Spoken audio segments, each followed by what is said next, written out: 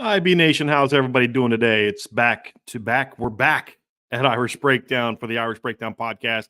It is Wednesday. It is March 20th. And so what that means is today Notre Dame had a spring practice, number 2 of the spring for 2024. It also means we're a day away from Notre Dame's Pro Day. We're going to talk about both of those topics today. I'm with you now.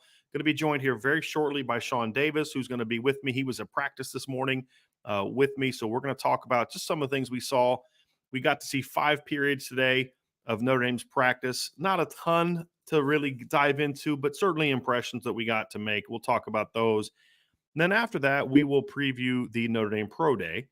We will talk about, who what we think we're going to see, who we think is going to work out. Players haven't decided for sure what they're going to do yet. We'll talk about what we think may happen, who can improve their draft stock, who can hurt their draft stock with their performance at Pro Day, and just go through different players. And then we'll get into a little bit of we have a lot of Bears fans on, at IB Nation. I've learned that over the years, even though I'm not a Bears fan. I am a Broncos fan, as everybody knows, but there's a lot of Notre Dame fans who are Bears fans. My guy Vince is a Bears fan. And, I've tried to never hold that against him, but, hey, it is what it is. And so we're going to talk a little bit of draft. It's part 3 of the show. And we're going to talk about Caleb Williams because I thought Sean had a very interesting observation yesterday about Caleb Williams. We'll talk about the Bears' decision. Obviously, with them trading Justin Fields, the decision has been made, essentially, that they're going to take Caleb Williams number 1. If I'm the Bears, just me personally, I'd still be open at number 1. But we'll get into all that in part 3 of today's show. We'll not be having a mailbag today. We'll have a full mailbag on Friday. But today we're just going to dive into the topics. And so when we get into the practice topic, I'll kind of kick things off, get things rocking and rolling, and then Sean will join me at some point in time, and we'll get into all this. It's going to be a lot of fun. So hopefully you all are ready to go. If you do have questions you definitely want to get answered today, go ahead and throw a super chat in. We'll get those questions answered, or you can go to the message board at boards@irishbreakdown.com. Certainly if you throw some questions in there, get those answered and get everything that you need answered at the Irish Breakdown on the Irish Breakdown message boards, the Champions Lounge at boards@irishbreakdown.com. So Notre Dame had practice number 2 today. Once again, obviously inside the indoor facility. Really a nice day. It was a little chilly this morning, but sunny, very nice. It was kind of wild. Sean and I, and then Levon Whitaker, who works for one of the local TV channels, were standing outside, and it was sunny. And all of a sudden, snow starts coming down. I don't know that I've ever seen that on campus in Notre Dame where it started snowing while we were sitting there in a sunny day. But it was a really beautiful day today.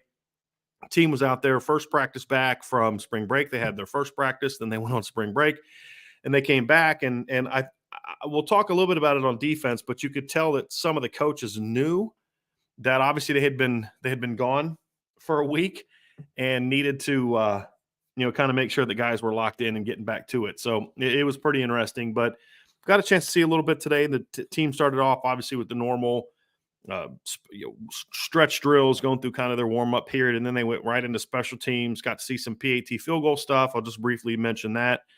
Mitch Jeter kicks very differently than the last 2 kickers. He does not have the same leg power, and Vince is going to be so proud of me for starting things off today with special teams. But he doesn't have the same pop, right? Like, when Spencer Schrader, we set Notre Dame all-time record, the longest field goal, I think it was 58 yards last year. Blake Grupe had a great leg. And when they would kick it, boy, that ball would just boom. It had like an explosive sound to it when it would come off their foot. Mitch Jeter doesn't have that, but what he does have, and what we saw today, is he has a very quick, compact kicking motion, and he's very accurate. And honestly, I'm okay with that. That's all I really need, to be honest with you, when we're talking about specialists, is a guy that's just accurate, right? And so we got to see that a little bit today. It was very crisp, very clean today doing that. After that, they broke into a bunch of special teams and tackling circuits.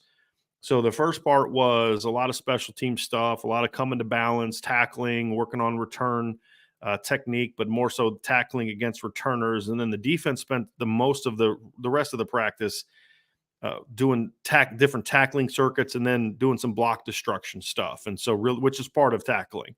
So there's not a lot to see from there other than, hey, this guy looked good. This guy was playing with a great motor, all that kind of stuff. And so we'll focus on that second. Offensively, they did a little bit more teamwork, and we'll have a lot more that we could see from that practice. But I'm an offensive guy. I'm going to begin on the offensive side of the ball now that we've got those all important special teams out of the way. And so the way the practice was structured, as we said, they had special teams at the beginning.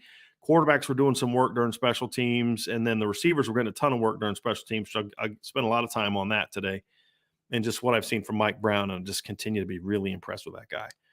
But just watching the quarterbacks, it's kind of interesting sitting there looking around and getting everybody's opinions on how guys throw. And the one thing you notice is, like, look, all four of those guys throw the ball really, really well. I mean, they all have some really impressive aspects of it. The thing that I continue to be impressed by, and you see it with different guys, but like today it was especially like Riley Leonard and really CJ Carr more than anybody, but just the trajectory that they get from the ball, the really kind of flat plane where the ball is not looping at all. It's just a really nice straight kind of ball with the nose slightly down.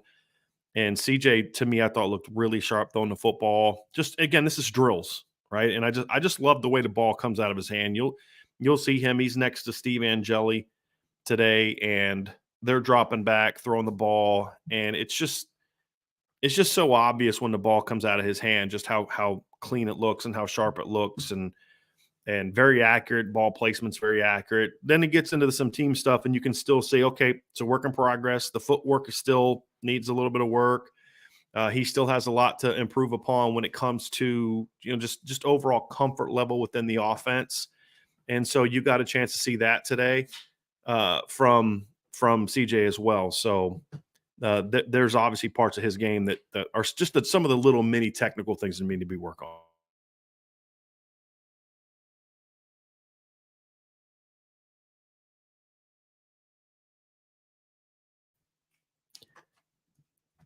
Didn't see a lot of the other quarterbacks. Saw a little bit of Riley Leonard today. So the team period they did was mostly a run period, but it looked like there was some RPO stuff coming off of that, some screen stuff off of that.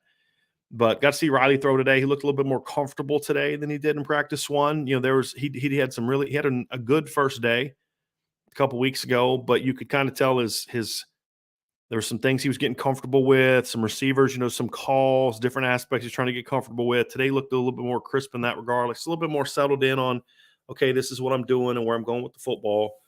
Saw him throw a nice little glance route during practice on an RPO to Deion Colsey, which was really sharp, but not a ton to gather from the quarterbacks. And look, there are four scholarship quarterbacks at Notre Dame that throw the ball like a scholarship quarterback at Notre Dame supposed to throw the football. And so you're left with looking for little things like, who had it come out faster, who was throwing more accurately, who had the better trajectory on the ball.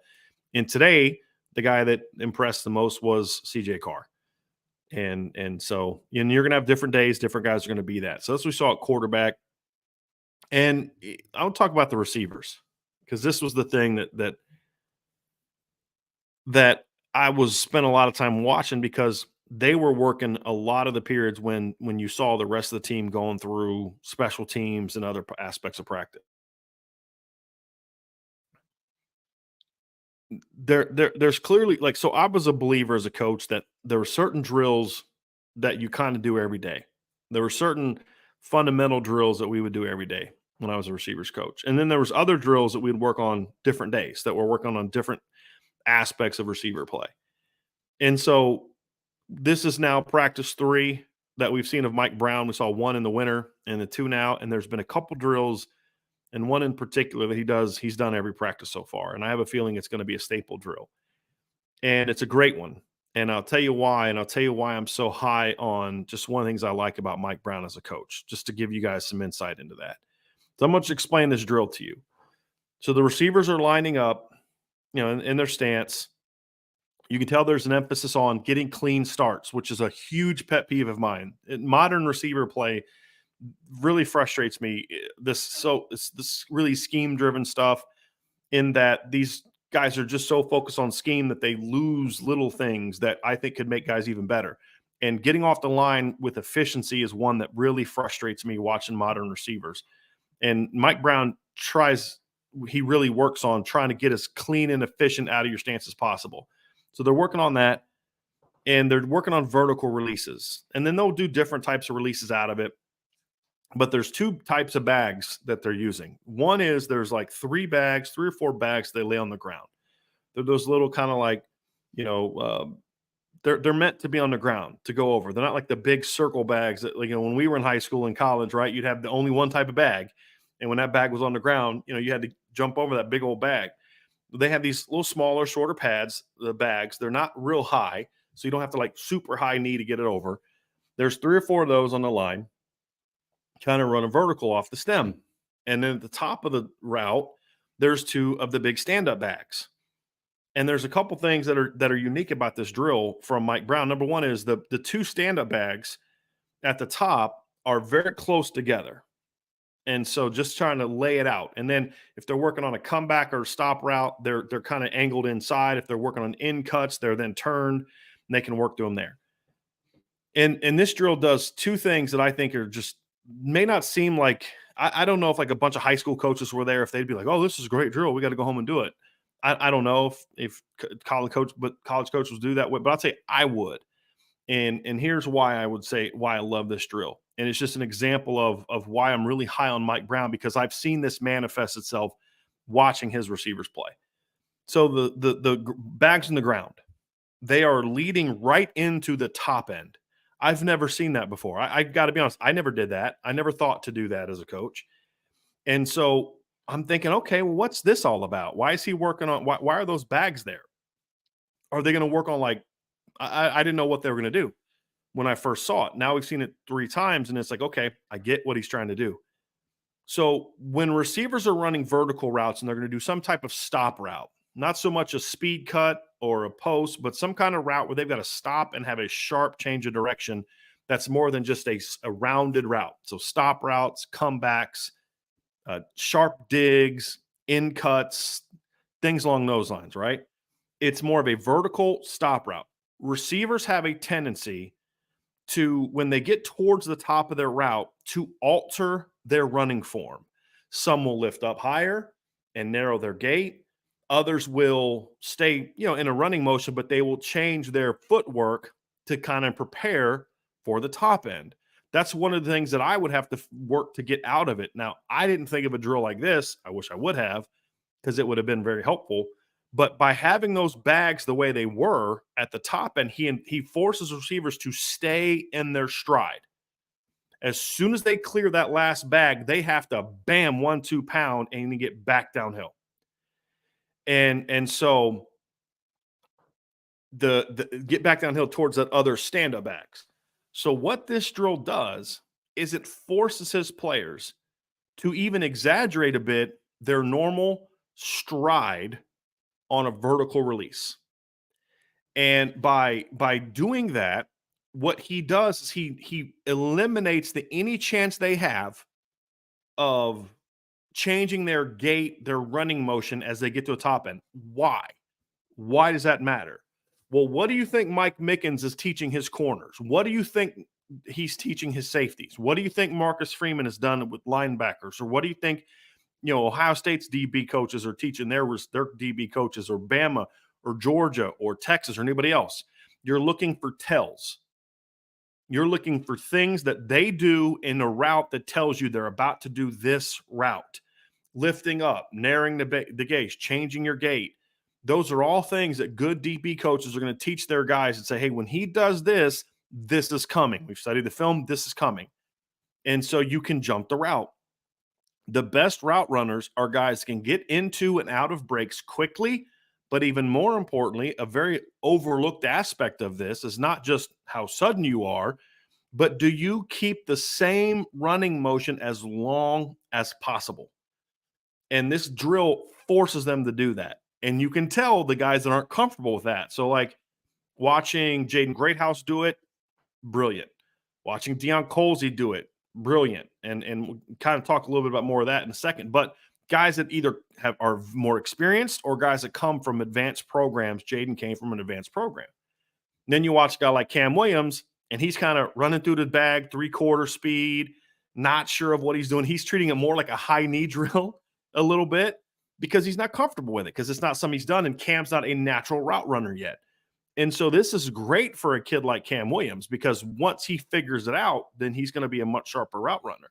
But it forces you to stay in your stride. And then the other part of it is he's got the bags really narrow. So normally, like the bags are kind of wide. There's a lot of room for guys to work through. The way Coach Brown has the bags, at the top end bags, the stand up bags, is that they're very narrow. And so when you get to your top end, you've got to be sharp working back down that hill because it forces a certain angle. Because if the bags are wider, so let's say the bags are, that wide, think about, so you guys can see my hands like this, right? There's a lot of variation for how sharp the receiver can be or the angle downhill. So if he's working towards this part of the bag or this part of the bag, it's gonna change the direction of the throw. So if he comes this way and the quarterback throws the ball because it's supposed to be here, and he cuts too far here, cuts too far there, the ball is going to be off target.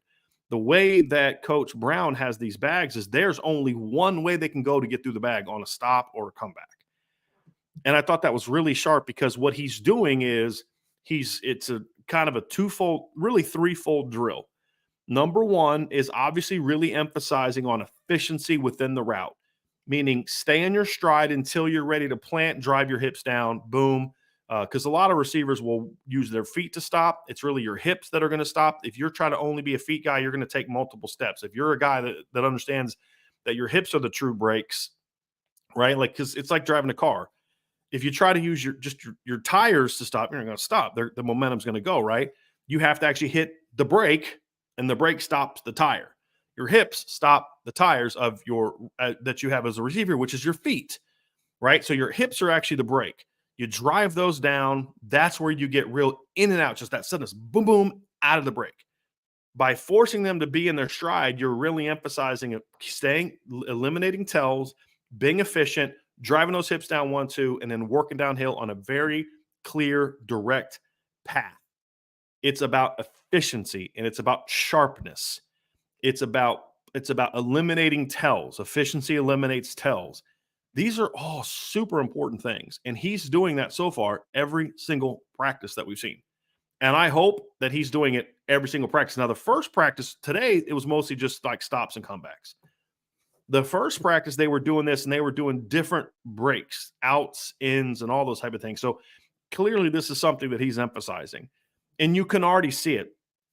I had Sean Stiers with me today at practice and Sean Davis with me at practice today.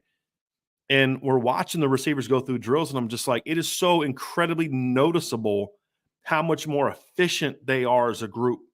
Even the rookies who are still learning are so much more efficient than even some of the veterans were 2 years ago when it comes to just their movements. There's everything they're doing is with intention. It's with purpose. And how to get there is with intention and purpose. It's not just, hey, let's go be fast. Let's do this 7-on-7 stuff where I'm going to do all these 1,000 moves to get open. And the great thing about 7-on-7 and when you're doing one-on-ones at camps is, there's no pass rush. You can kind of do all these crazy things. Well, real football is not that way. Real football is there's timing involved here. You've got to get to your point at the proper time with the proper pacing and the proper spacing. And the quarterback's got to know he's going to be here when I get to the top of my drop. And so what you're seeing from Mike Brown is a great emphasis on efficiency within running routes. And we saw a lot of that today in a lot of all the drills he did. And here's the thing, like there's no weird stuff in the drills. I shouldn't say weird. That's disrespectful. There's none of that stuff where, hey, let's do this crazy thing that's, isolates this aspect of this part of your whatever. And it's, look, we're going to line up and we're going to run routes. And all of our drills are going to be designed towards running a route and football applicable stuff. And that's what I love. I really do enjoy that very, very much. So I got to admit, I was very impressed by that. I thought they caught the ball a lot better today as a group as well. In the first practice, probably saw 5 or 6 drops. I don't know that I saw any today. I might have missed some. I was trying to watch other different parts of practice, but I didn't see any. Sometimes you may not watch a guy drop a ball, but you look back and he's chasing a ball. Didn't see any of that today. Another piece of emphasis that we're seeing from Mike Brown is he talks a lot. You can just see it. He talks a lot about, and you can see the receivers respond to it, catching the ball away from their body, not like this, like, right? Like, you remember Varsity Blues? And, Tweeter's waiting out, right? He's got his hands like locked out, like, hey, I'm ready. No, that's not what you teach receivers, man. That's not what you teach receivers. As you do in movies, but that's not what you teach receivers in real life. It's more loose. There's got to be more flexibility. It's going out and getting the ball. It's being sharp. You don't want receivers with really firm hands, right? Like, I said, explain it like this way to my receivers. Like, okay, take a basketball and throw it against a brick wall, right? Very hard surface. What's it going to do? A lot of tension. It's going to bounce right off of there, right? It's not going to absorb at all. Now take a basketball and throw it against a really soft mattress that's up against the wall. It's going to have a lot more absorb. It's going to kind of get in there and it's going to stick to it. That's what you want your hands to be. You don't want really hard hands. You want strong hands, but you want hands with some flexion and some flexibility. You want to attack the football. You see that a lot today. Not a lot of body catching by those guys. Not a lot of full extension hands by those guys. A lot of smooth, go out and get the football, attack the football. And I think as you see more and more of that, you're going to see them be even better and better catchers of the football. So really, really like what we're seeing from this team, from this group. I really do. I think they're taking to the coaching well. Specific players that stood out to me today, since we're talking about the receivers. Number one was Jaden Greathouse, continues to impress. He's the first guy in every drill. He does a great job of just really playing with speed. First thing I really noticed about Jaden, and I don't know if I talked about it in the first show, so I'll talk about it again here now. He has definitely changed his body. He's not necessarily thicker or bigger than he was before. He's actually a little bit more refined. Like he's more developed. He's more defined. He looks a little bit more muscular. He looks like a guy that's now a full year into the college weight room. Really impressed by how Jaden looks physically. Looks really impressive in practice so far.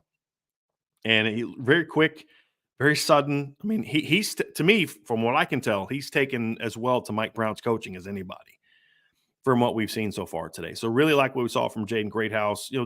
Jaden Thomas looks like normal Jaden Thomas. I mean, it's kind of like, I don't talk about Jaden Thomas much because he just kind of is what he is. He's Mr. Dependable. It's almost like the only time you avoid Jaden is when something bad happens because you just kind of assume oh, Jaden's over there. He's going to do what he needs to do. But, he looked solid. I thought Deion Coles, he looked really good going through drills.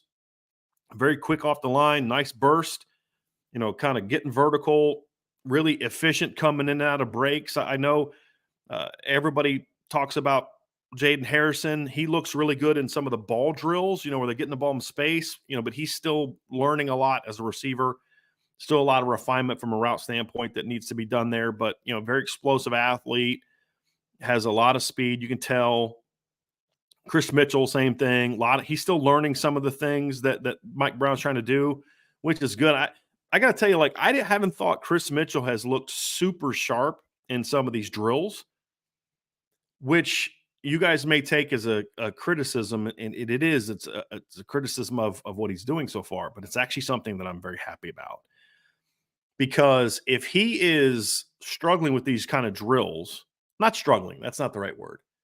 If he's not as sharp as you'd expect a sixth-year senior to be in a drill like this, it tells me he hasn't done a lot of this stuff, which tells me there's a lot of room for him to improve and get more comfortable and even sharper as a route runner. And if he can improve even beyond what he's already been as a route runner, that's going to be really, really impressive.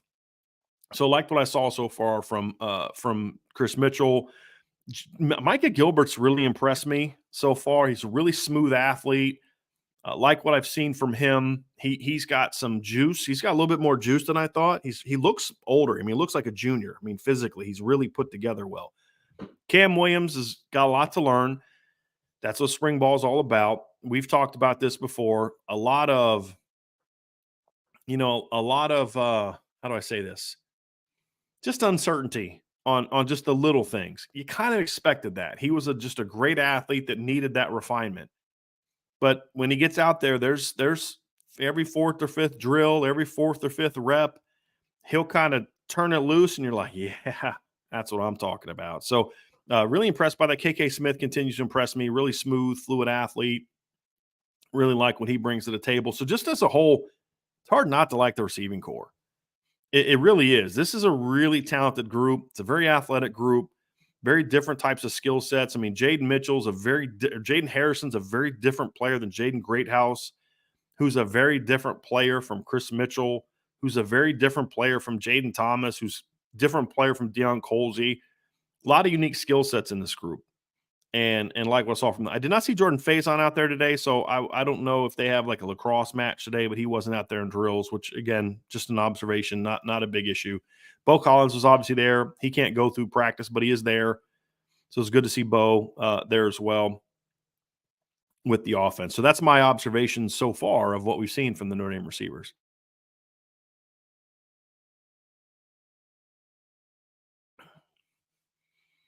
Some more of what we saw from today's practice. So we had a chance to see a little bit of offense. Trying to think, it was full team. It was 11 on 11, but it was not against the defense. It was 11 guys going against their own offense, right? So just lining guys up. So it was not necessarily like a full team drill. So it wasn't necessarily about, oh, gee, they blocked. What a great drive block by this guy. He's lining up against his own, like, so, Charles Jagasol lines up and he's blocking Sullivan Absher, or Tosh Baker's blocking Emil Wagner. You know what I mean? So it's not like they're going against the defense. But there were some things that you look at. There's still no pads on. So you're still looking for athleticism. What do you see athletically from guys? I loved what I saw from Charles Jackson athletically. He's really reshaping his body. Some of the young boy pudginess he had last year is starting to get worked out a little bit.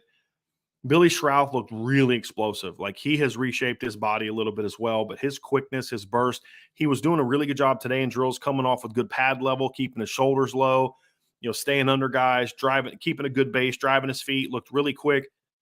And, Pat Coogan most of the day looked kind of normal, just coming off quick. There wasn't a lot to see different from him, but there was one particular play where he pulled from the backside, and I was really happy to see it because he opens up, real nice, clean footwork, opens up, hips get open, but not too far. Hips come open, takes that lead step, and he shoots to the backside on a kick-out block and just got across really quickly. So he showed that was an impressive thing to see. Not a lot to see beyond that, but just, again, that rep right there was something like, okay, perhaps Pat's improving that footwork and getting quicker, and that's something he needs to do. That was a liability for him last year.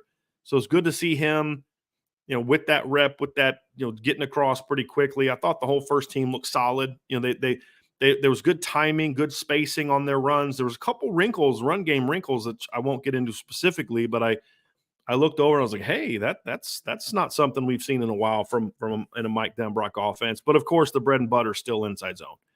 We saw a ton of inside zone today, and that we're going to see a ton of inside zone today. And I'm going to have a breakdown on that here coming out too, looking at some of the numbers and the Mike Denbrock uses for his run scheme. So I saw some of that. Backfield wise, did see a little bit of Jeremiah Love and Jadarian Price on the field together. So that was happy to see that one.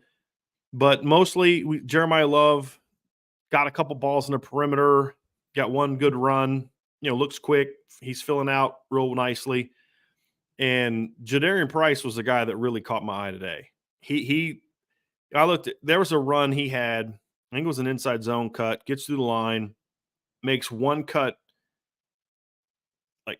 He went one cut like left to fake a guy and then bounced it right and then made another quick cut down the field. And you're looking at it, and as soon as he did it, I kind of go like this. Sean Stiers is to my left. He looks at me like that. Sean Davis, I look at him and he's like, and we're just like, okay, that is an explosive looking athlete. And last year he showed a little bit of that, but this looked like pre-Achilles injury Jadarian Price with his suddenness. And then you're like, oh man, that's impressive to see. So when you watch Jeremiah Love go through drills and you watch Jadarian Price go through drills, and you're like, these are dudes. I mean, just two big-time, elite, explosive, home run every time they touch the ball athletes, guys. I'm telling you, it is really impressive watching these two kids go to work and practice every day. Even simple things like my joke at practice is like, oh, hey, we saw 5 periods with no pads on of guys that are on scholarship at Notre Dame, and guess what? They look like they deserve to be on scholarship at Notre Dame, right? Just kind of half-hearted joke. because you just expect guys to look good going through drills and individual drills, like even on day two, especially the veterans. But within that, the real analysis is, how do guys look compared to the past? What's the athleticism look like? But you can watch these drills with the receivers and the running backs and be like, I don't know how good of football players these guys are going to be. We won't know that till the pads come on, and they've got to go against Benjamin Morrison every day and Christian Gray every day and get tackled by Jack Kaiser and Jalen Sneed and Jay Osbury and Drake Bowen and those guys every day. Like, this isn't football yet. This is just athleticism, movement. But I got to say this, man. It is so impressive watching this group on offense athletically. And obviously the receivers are certainly, as a group top to bottom, deeper and more athletic than they were a year ago. But at running back, it's like, geez, like Jeremiah's got another burst because he's now got a year in the weight room. Because remember, Jeremiah was not an early enrollee last year. So this is Jeremiah Love's first spring. He has yet to really get through a full year in the Notre Dame strength program. And Jeremiah's most of his first semester in college, he had Matt Bayless for part of the summer, so June, camp starts in July and late July. And guess what? Matt Bayless is gone. And so his whole first season, he doesn't have the strength coach that you expected to have. Well, now he's got a full-time strength coach. He's going into his first spring, and you can already start to see the upper body filling out. The burst is even a little sharper and more explosive than it was last year. That's impressive to see. And then when you see Jadarian looking like he did as a freshman and in high school, you realize like Notre Dame's going to – they're not Audric. They're different types of backs than Audric. But within what they do as a zone-oriented team, boy, you got to start getting excited about. If they don't have to give them big creases, or creases don't have to be open very long. But if you can give these two kids a crease, they're gonna look really, really good. Keidron Young continues to impress me out there. I was really impressed by what I saw from him. Big, thick kid, big old thick legs, super nimble as a runner. Probably the most natural runner that they have as far as just like running back, just like, not quite as explosive as the other two guys, but just a real natural runner. Saw a little bit of Aeneas Williams today. He looked pretty sharp in some of the drills that he went through and the carries he had. But they're gonna use these backs in a lot of different ways. And you can tell Mike Denbrock, you can tell he knows he's got a little something with this running back group. Very different from the group he had at LSU. They were, mostly bigger backs, good athletes, but not like super explosive guys. And so he did a nice job of building around them. His most explosive athlete in the backfield last year was his quarterback. And so a lot of what they did last year running the football was geared towards, kind of hammering between the tackles with his running backs and then using the quarterback to kind of be the big play guy. And, so when you look at, like Josh Williams is like 5'9", 200 plus pounds. He's a thicker built guy. Logan Diggs, we know, is a 215-pound guy. Noah Cain's 220. Caleb Jackson's 225. Like, it's bigger downhill backs. Kind of like Audric was, but Audric's better than those guys. And Kendrick can be that guy. But what he has now is he's got really explosive athletes at running back. And so you're going to see some – it's going to be fun to watch this group. There's no doubt. Now, I'm looking forward to seeing what they do with pads on, but athletically, it's an impressive group. So liked what I saw from the O-line. Didn't see a lot from the tight ends today. I can't watch everything in 5 periods, so I really focus mainly on, the receivers, the running backs, and a little bit on the O-line on the offensive side of the ball today. Defensively, again, there's only so much we can really share with you today other than guys looked good athletically because they didn't do anything team-wise. By the way, offensively, offensive line-wise, it was what we expected left to right. Jagasol, Coogan, Ashton Craig, Shrouth, and Baker. First team. Second team was Absher, Pendleton, Otting, Spindler, and Wagner were getting reps with that group. So that's kind of what we expected to see those guys out there. Back to the defense. When you watch the defense today, again, there's very limited things you can see outside of just who's athletic and who's playing with a little bit of motor up front. and some technical aspects of it. The biggest observations today was really about who was out there. Number one, you saw Rod Hurd today. He was at practice today. Can't practice, but he's there. Gabriel Rubio was there as well, down work with the not working with the D line, but he was down near the D line, paying attention to everything going on. That was good to see. Good sign there.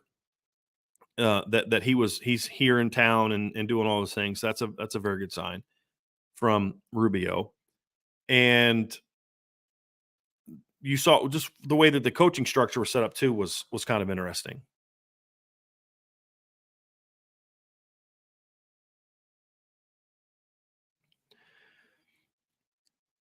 So you saw obviously Mike Mickens. We were questioning about how the structure of the practice would be um, from the standpoint of how would Mike Mickens handle coaching the entire secondary. And we heard about like Marty Biagi's going to help in that, but how's it really going to look?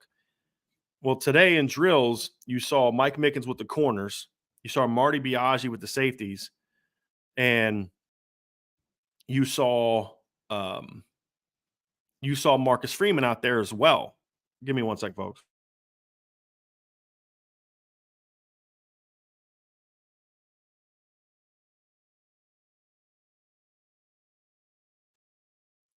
Um, Sorry. So early in practice, Marcus Freeman was over there with the linebackers, just kind of watching and observing uh, Max Bullough going through practice. And then he pretty quickly moved over to the safeties. And it was kind of funny. He actually was, this is great to see the head coach do this. They have this pad. I've never seen this before, but I joked with Sean. It looks like, when like a man has a baby, he's carrying a baby and he's got it like in the front and it's got like it's like a whatever contraption people use to carry babies, but like it looked like that. The pad looked like he had like a baby on him, but it's a pad that somehow allows them to um, like work on getting hands on people, and it protects your shoulders and all that kind of stuff. And so Marcus Freeman throws this thing on, and he's there kind of being the dummy for the players to go against. And so obviously he's coaching guys up and working with guys, and uh, it was just kind of getting into the dirt of it. Right now, the thing was is he was giving some pointers, but he was letting Marty Biagi coach. He wasn't jumping in to take over the drill. He was giving some pointers and pointing some stuff out, clearly expressing what he wants. But it was more so like, hey, Marty Biagi's the coach, and I'm here to help. But it's kind of cool to see the head football coach throw this pad on. He's letting guys hit him, drive him off the line, and all that kind of stuff. But just seeing him out there, Sean said this to me, and he's not in here yet, so I'm going to say this for him because I don't know if he'll get a chance to say it before we're done with the practice report. But he said, you can tell compared to past practices that Marcus Freeman has a lot more faith in this coaching staff compared to where it was in the past. And this isn't even just that it's got new people, because it's in a lot of it's still the same staff in a lot of ways. It's Al Golden, still the DC. Al Washington, still a D-line coach. Mike Mickens is still coaching the corners. Marty Biagi is now going into year 2. Max Bullough is going into year 2 as part of the staff. It's more so not that all of a sudden there's better coaches. It's just there's an earned trust there with Al Golden and with the staff that you can just tell, yes, I'm here to impart my wisdom and to help and all that. But there's just a lot of him observing more maybe than we've seen in the past, which is, again, is a sign that I believe he's a guy that has a lot of faith in the coaching staff that he has, and especially on the defensive side of the ball. But that's where he spent all his time in the past. Now, again, this may have changed when they got in. We saw 5 periods. Maybe this has changed before. But the thing I've noticed is in the 2 practices we've seen, I've yet to see Marcus Freeman really spending any time with the offense, the way that he does the defense. And what does that tell me? That tells me that having Mike Denbrock and now as the OC, having Joe Rudolph in year 2, having Mike Brown, who's only in year 1 at Notre Dame, but he knows Mike Brown as well as anybody on the staff because he worked with him for 3 years at Cincinnati, and obviously worked with Mike Denbrock for 4 years. It's 3 years at Cincinnati as well, and so you can tell with Dylan McCullough, you can tell now with the offense, it's like go do your thing, and I think that's something he has always wanted to be. He's always wanted to be a head coach that was over the program, not a head coach that was necessarily dictating all these type of things. He'll get involved when he needs to get involved. He'll work in practice. I mean, he's very active in practice, but he's not dictating things the way that other coaches were, which I'm actually surprised by. As a young coach, I just kind of assumed he's going to want to still coach something, but he hasn't, which is, I think kind of impressive, because he's like, hey, look, I can't be the head coach I want to be if I'm also doing this. Some coaches can. I think that's harder to do. I think it's especially hard for younger coaches. People say, well, Lincoln Riley did it. Did he really? They've had great offenses, but, their defenses have always stunk. So, has he really been a great head coach, or is he a head coach who's still an offensive guy? That's more of the question mark at this point in time. So, certainly something to think about, something to look at when you think about, who Marcus Freeman wants to be. And it was very evident today in practice. A couple guys did stand out in practice today. I continue to like what I see from Adon Schuler. Moves really well. It's got to work on angles a little bit. That was kind of something he had couple mistakes on today, is proper angles. We did see Jordan Clark out there today. Very confident kid, very talkative kid. Very, very good feet going through drills. Defensive line wise, RJ Oben, not quite as big as I thought he was going to be. He's a thicker kid, not quite as tall and as long as I thought he was going to be. And maybe that's just compared to Javonte Jean-Baptiste, who's pretty tall and long. He's looks a little bit more stout than I thought he was going to be. But movement wise, really good burst off the line. Comes off well. Josh Burnham had a really looked very explosive coming off the line today from what I saw. Brendan Vernon had a really active practice. Again, they weren't doing team stuff, but just watching him go through drills, his motor runs real high. And he was quick off the ball, very strong. Like Brendan is getting, like he's always had that country strength. You can tell that he's starting to get the weight room strength as they're trying to build his body up and put good weight on him. You can tell that he is starting to get put some of that weight room strength on with his country strength. And you can just watch how he engages people. I mean, he moves guys off the line. So he's a guy that I'm going to be keeping my eye on in future practices now that we know where he's going to be and what he's going to play. I was impressed by what I saw from him. Very impressed with what I saw from him. Really liked just his demeanor, his motor, his punch. And as they're putting more weight on him, he doesn't look like he's slowed down. Like he slowed down as a senior because he put a lot of bad weight on. Lost all that weight, trimmed down. Now they're putting the weight back on again, but they're doing it a little bit more slower and a little bit more natural. So it's not the bad weight that he put on in high school, which is if there's some recruits watching and parents don't try to put weight on your kid now. Let your college coaches do that. Right. Don't, unless you are, you're someone who that's your job, right? Like Braxton Cave dad could do that. But a lot of these kids, I got to get up to 280. So they put this real bad weight on and you get slowed down and you lose your burst. So to see Brendan back there with that burst, with that motor, with that pop was really impressive to see. Didn't watch a ton of the linebackers today, but when I did watch them, there's one guy at linebacker that you guys are going to think I'm biased, and I probably am, but I'm just telling you what I saw today. There's one linebacker today that just plays at a different gear than everybody else, and that's Jaden Osbury. That doesn't mean a dang thing when it comes to playing football. I'm just talking about going through drills. His burst, his explosiveness, his lateral movement is it's a little bit of a different gear than everybody else. It really is. And so that was impressive to see. But like all those kids can run. They can all move. They all do some really good things. And so it was good to see him moving around. Outside of that, I mean, there's really not a lot to watch from the Notre Dame defense today. Again, a lot of drills from the player standpoint. One thing I was paying attention to today, which I really liked, was watching the coaches. And they were a little feisty today, the defensive coaches. And, you saw it with Mickens. You saw it how Washington was really getting on the D-line. Saw it with Al Golden. And to me, as a coach, this is not an insult. This is a compliment. But it looked very intentional. Not like, hey, I'm excited to go to practice. I'm fired up to go to practice. I'm in such a great mood and I'm just going to love and hug on everybody. And then you get out to practice and they're not going hard and they're bad attitude. And I got to ramp it up, got to get on them today. That's not what it was. It was more of a day one back from being on spring break. We know these kids went out of town. We know a lot of these kids, some of these kids went home. A lot of them went to Florida, wherever for spring break. And so we're gonna let them know, like, we're back to work. And there's no building up, working off whatever it is you did on spring break. We're going and we're gonna play, we're gonna coach with a little bit of P&V today and make sure you get your head on straight in a hurry.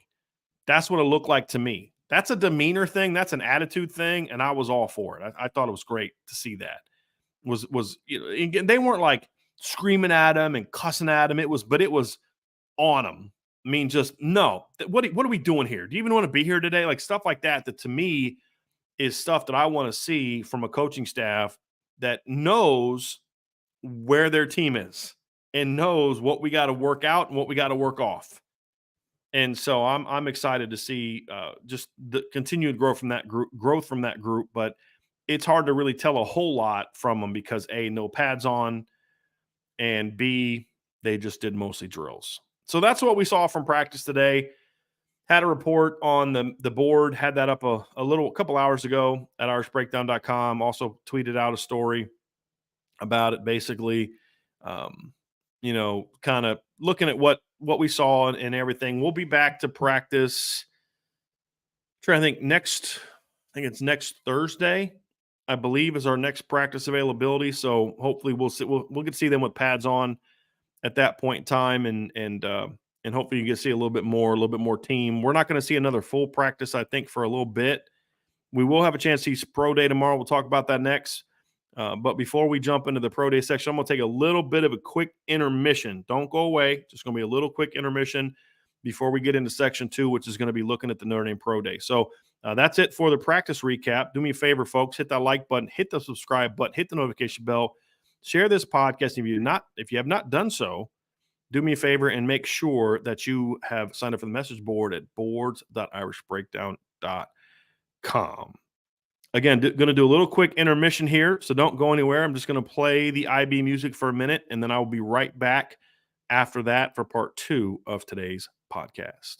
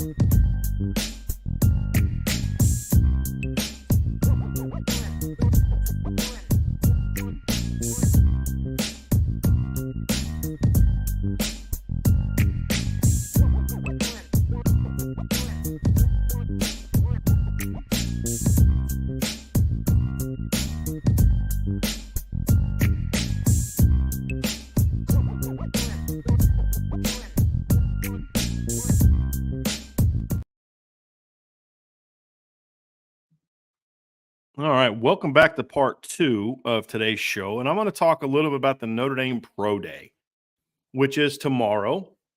I'm going to discuss kind of what I want to see. We'll be there live. I'll be on here tomorrow, probably 2 o'clock tomorrow. We'll see what time we get done with the Pro Day. But, hey, that's why you have that notification bell, right? And that's why you got to be subscribed to the channel so you know when we're going to go live. It just depends on what time the pro day gets over and what time we get done and get back to the house and all that kind of stuff to be ready to do the show. But it's an important pro day, and I'm very curious to kind of see what we're going to see from guys and who's going to do what. I think the biggest question for me when I'm thinking about the pro day is who's going to do what. Who's going to do what drills and who is happy with what they did at the combine and who isn't. So there's guys that have to make decisions about what they're going to do in the combine. Like J.D. Bertrand, is he going to be healthy enough to participate in the pro day after having himself in a boot at the combine? I don't know the answer to that question.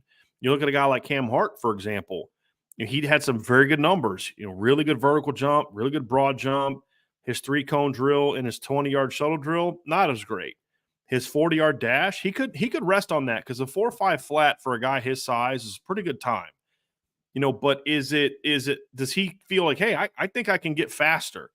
And does he go out there and try to do that or not? I don't know the answer to that. Now, for Cam, I'll get into Cam specifically here in a second. But when you look at a lot of these guys, they have to make that decision. Like Joe Alt, for example, I would assume is, and I had talked to somebody today, they don't think he's going to do any testing. He doesn't need to do any testing. He tested very well at the combine.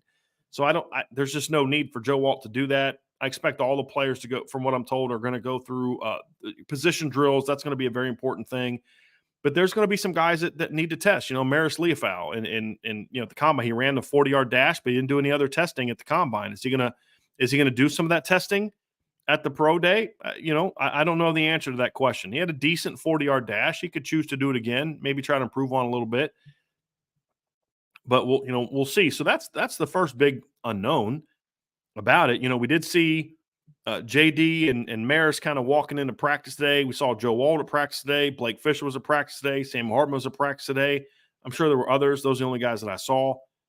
So there's a lot of decisions that have to get made by the players on what they're going to do. I expect, because of the presence of Joe, Audric, and Cam, I think that's going to result in there being a lot of teams, because there's not always 32 teams at these. It depends on the size of your draft class.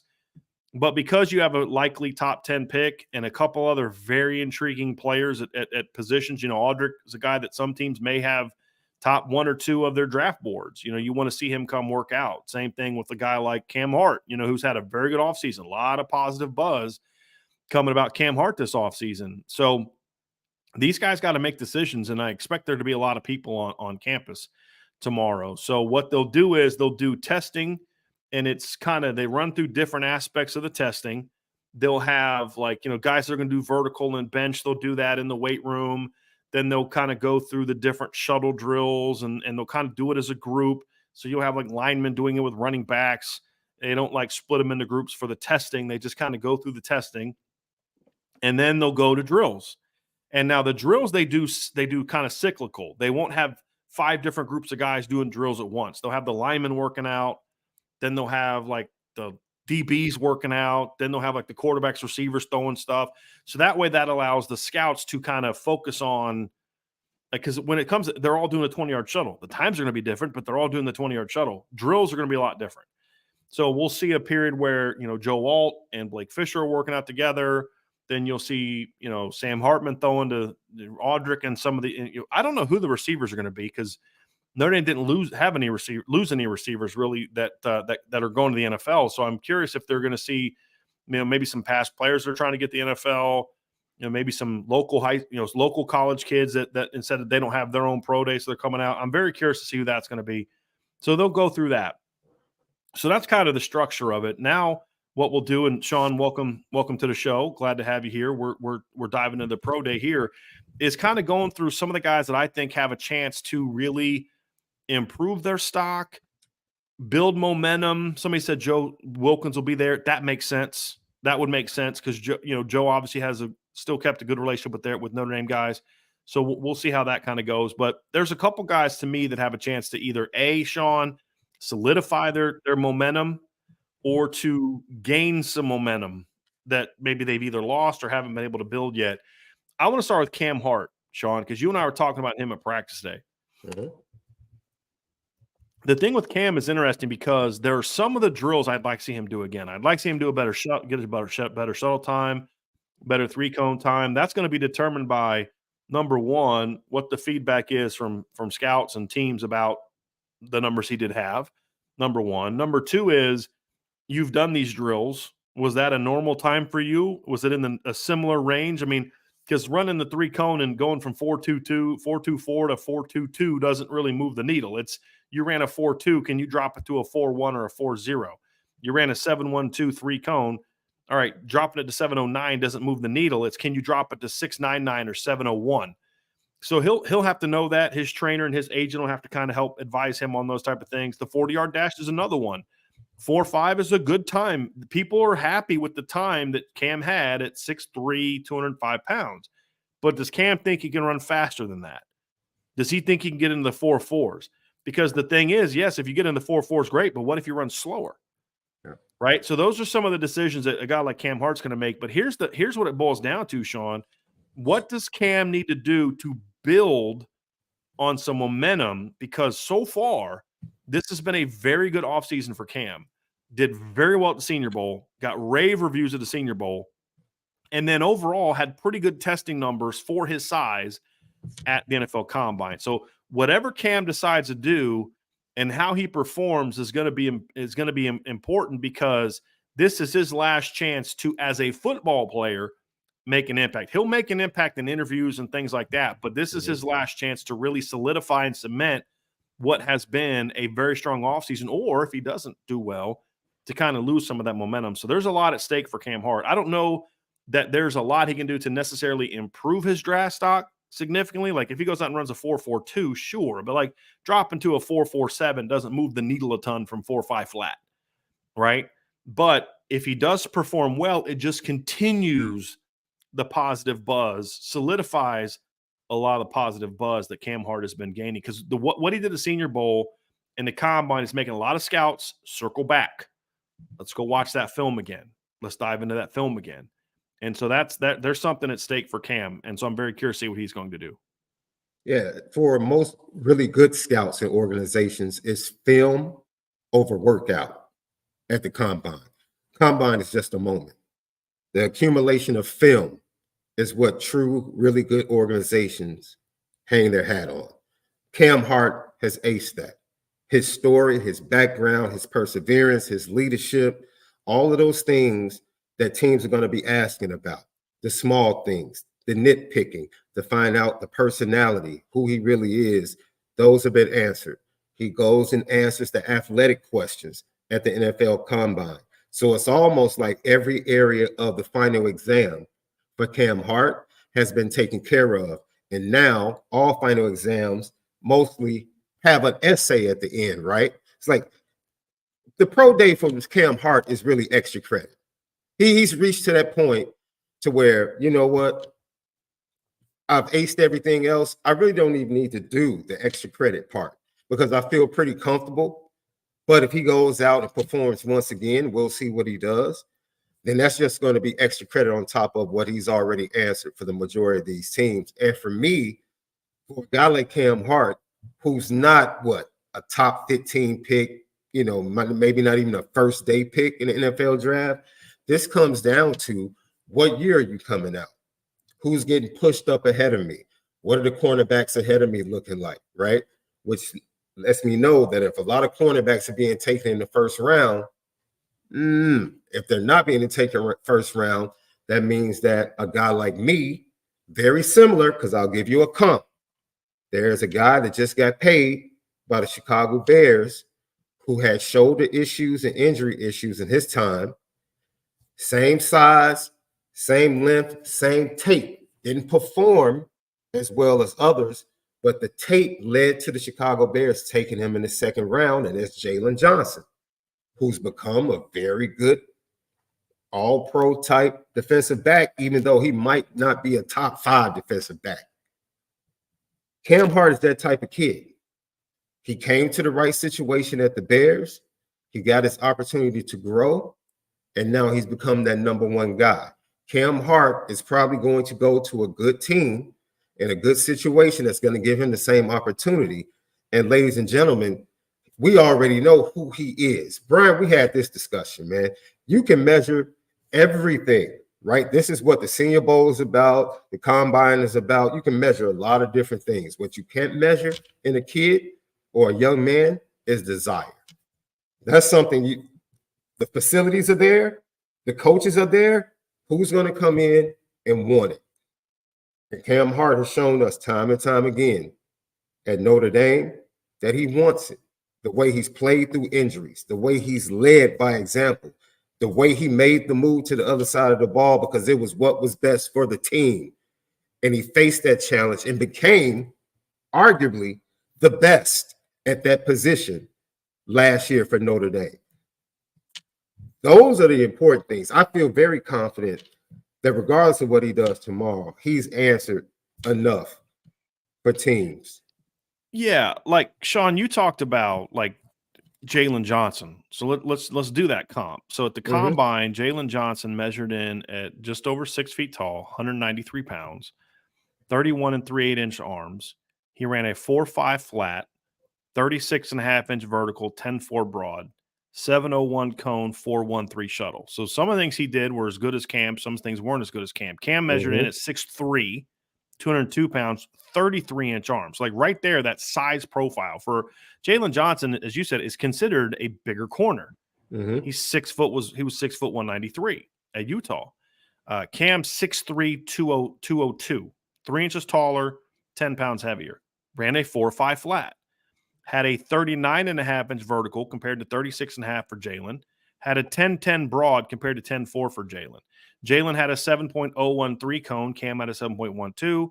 Jalen had a 4.13 shuttle. Cam had 4.24. So, like, that's the thing you look at. Okay, does Cam really need to run the 40 to impress anybody? Or should he have spent his last couple weeks focusing on, I need to get these movement numbers down? And so those are things you look at. But you talk about that profile, and you're starting to see more day two buzz for Cam. You know, Jordan Reed, who's one of the guys, Sean, that I know you and I both have a lot of respect for at ESPN, who does draft analysis. He had a mock draft after the combine. He had Cam going in late round 2. So, you know, so that's the thing for Cam. I was like, okay, do I kind of settle on what we did and then just do drills and look good in drills and you know, because like if he doesn't do the shuttle again and the 3 cone again, and he's got there doing drills, NFL teams say, look at that change of direction, looking at him open up on that thing. There was a, you know, like you could say, okay, the 3 cone and the shuttle weren't great, but there was a drill they do. We've talked about this. This is something that Drew Tranquil really impressed scouts with, and Tavon Coney didn't when they were coming out. Is that the back pedal drill where you've got to flip your hips, and it's not a zigzag drill, but some guys turn it into a zigzag drill because they have really tight hips. And you watch Cam going through that, and he was really flipping those hips real smooth, and you know, a little bit of tightness. But for a 6'3" kid, he was really good. Well, I remember Drew Tranquil had really good testing numbers. But then Drew Tranquil does that drill, and you're just like, you're seeing him flip those hips and stay right on that line. And then you see Tavon Coney do it, and he turns it into a zigzag drill because he's just so tight that he can't flip on a straight line and be smooth with it. Right. You know, so like, okay, yeah, he didn't have a great 3 cone drill, but man, he'd look good in that workout part. Then that could maybe answer some of those questions. But as you said, Sean, the production was really good at Notre Dame. I should say the production wasn't good at Notre Dame. The film was really good at Notre Dame. But he's at a position now where, you know, he could sneak into round 2. You have to ask yourself, do I want to do a little bit more to solidify it? But then also there's risk involved in it. Like what I just said is a loaded way of phrasing it. That's not meant to be. Because does he want to do more to improve his draft stock? Well, yeah, sure. But there's always an opposite side to that. What if he gets hurt? What if he doesn't test better? What if he tests worse in all those numbers? You say, hey, look, I credit the kid for wanting to compete. But sure, but he also hurt himself a little bit with the numbers that he had. So I'm curious to see what Cam does, but Cam has a chance, Sean, to actually, I still think, to continue to rise and continue to build that strong momentum he's really built during this offseason. Because, like I said, it's forcing a lot of people to get back into the film. Like we've been trying to push this one for a couple of years now. I mean, especially over the last year when he decided to come back, we've been trying to tell people like, look, y'all, Benjamin Morrison's that dude, but Notre Dame has 2 of that dude, right? And a lot of people are like, you know, because then they watch games and they're like, man, did you see all those picks that Xavier Watts had, and you see all those breakups that Cam Morrison had, and Cam Hart's not to be heard from to the casual out there. But that's kind of part of the reason that made him so good. It's because teams just said, yeah, we're not throwing at that guy. We're not going to do it. We're not going to go at that guy. Yeah. And so the film this year was really impressive. And the shoulder injury stunk for him. But in some way, Sean, it was a blessing in disguise. Because I don't know that he would have come back if he didn't hurt his shoulder last year. I really don't. And while he had really good film in like the last 8 games of the year last year, yeah, his film this year from start to finish was very strong. And I think that's something that has really helped raise his stock as you go through this process. So I think Cam certainly has a lot to gain. Not a ton to lose. I mean, he'd have to get hurt to really hurt his stock It's more about, does it stunt the momentum of what he's doing this offseason? And I think there's a trend. So Cam would fit perfectly. I'm just throwing this out there. Cam would fit perfectly with what the Kansas City Chiefs do, which they rely on very smart defensive backs, very trustworthy defensive backs that have good hips. And when they're called to put in press, they're physical. Ladarius Sneed, he's on the trading block. Mm-hmm. So they're looking to get extra picks from him. If they pick up an extra pick or extra second, or early third, could they target a kid? That's a big corner, just like Ladarius Sneed, because they've shown we know how to develop and play with young corners. We keep doing it. We keep doing it. The young man that ended that's the best defensive back for the 49ers. Who drafted him and developed him? The Chiefs. Yeah. He got paid and went that way. Teams like the Ravens, he fits their system. There are teams that love to that point. There are teams in the NFL that love big corners. Right. Now the question that Cam has to answer with his play is he, like, I hear this from a lot of people, and I'm curious what NFL scouts. I'm just telling you what draft analysts think. I don't know what NFL scouts think. He's profiles as a big zone corner. Like, yeah, true, but Cam's a pretty good man guy in college. Do NFL teams think that part translates? That's something I'm very curious about. Mm-hmm. And I don't know that there's anything he could do at the combine tomorrow to prove that, or the pro day tomorrow to prove that. That's just going to be a film thing and a projection thing. But certainly Cam has a lot of buzz, and it'd be huge if Jordan Reed is right and Cam can sneak into the second round. That would be huge for him. But I do think he's, barring some kind of setback, I'd be shocked if Cam's not a day 2 guy now. I think he's pretty much solidified himself as a day 2 guy with the offseason he's had. He Absolutely. Here's another guy, Sean, that to me has a big day in front of him tomorrow, and that's Audric Estime. Because Audric had a very interesting combine process for Notre Dame, or for himself.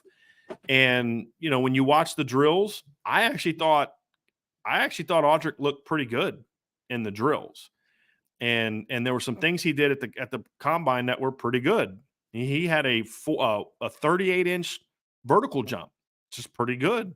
He had a 10.5 broad jump, pretty good for a guy 227 pounds, did 23 reps on the bench. The problem is, again, he looked really good, I thought, in the drills. The problem, and the film, of course, was excellent this year. Here's the problem.